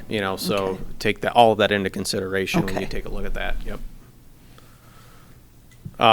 So we've anticipated those increases within the expense line item. So that would go from $55.08 a quarter to $61.23 a quarter. So here's that summary. Yes. So I wanted to talk about the rates because that's probably what most people are concerned about. So the current average bill for our residents, and this is based upon like 15,000 gallons per quarter. And remember, we bill in quarters, right? Our average bill is right around $369.15 per quarter, or $92.29 per month. Under these proposed budgets, the rates for the new bill or your new bill starting in the next fiscal year would be $400.74 per quarter or $100.19 per month. And I wanted to, I know this is the budget and we should be talking about the budget, but I wanted to put it into perspective. This is a utility, right? It's water, sewer, and refuse. No different than your cell phone, your cable internet bill, your electric or your gas bills. And not to minimize this increase or anything like that, but I do want to put it in perspective. The average cell phone bill is $144 a month. The average cable and internet bill is $118 a month. The average electric bill is $115 a month, and the average gas bill is $133. That might not be the average here on the island, but that's the average, right? According to the sources I've listed there. Water, sewer, and refuse all combined are less than the average of any of these other utilities. So, relatively speaking, although water and sewer and refuse gets a bad rap because it's billed quarterly, and when you get that bill, I know, it stinks. But, you know, if we were to bill these monthly, it would be less than the majority of those bills that you receive on a monthly basis. So that's DPS in a nutshell. And I think you can set those up on auto pay so that it does almost come out like a monthly. Any questions? Now we're smoked. Yeah, I believe Yeah, it. yeah, I yeah. believe it's been Yeah. a long night.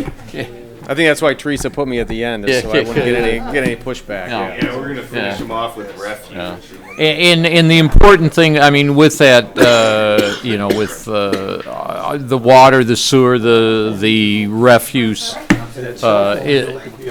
things go up, and we look very hard and try, and we know we have to give that increase to the people, but we try and give as little as possible. Yeah, and the department runs very thin. I mean, we have 3 employees in the maintenance staff. You have a DPS manager that's split between general fund and DPS.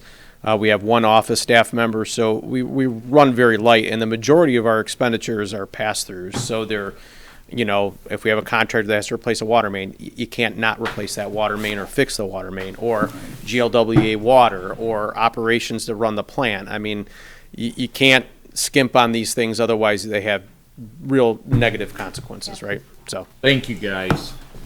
thank you. Thanks, Derek. Thank you, everyone. Teresa.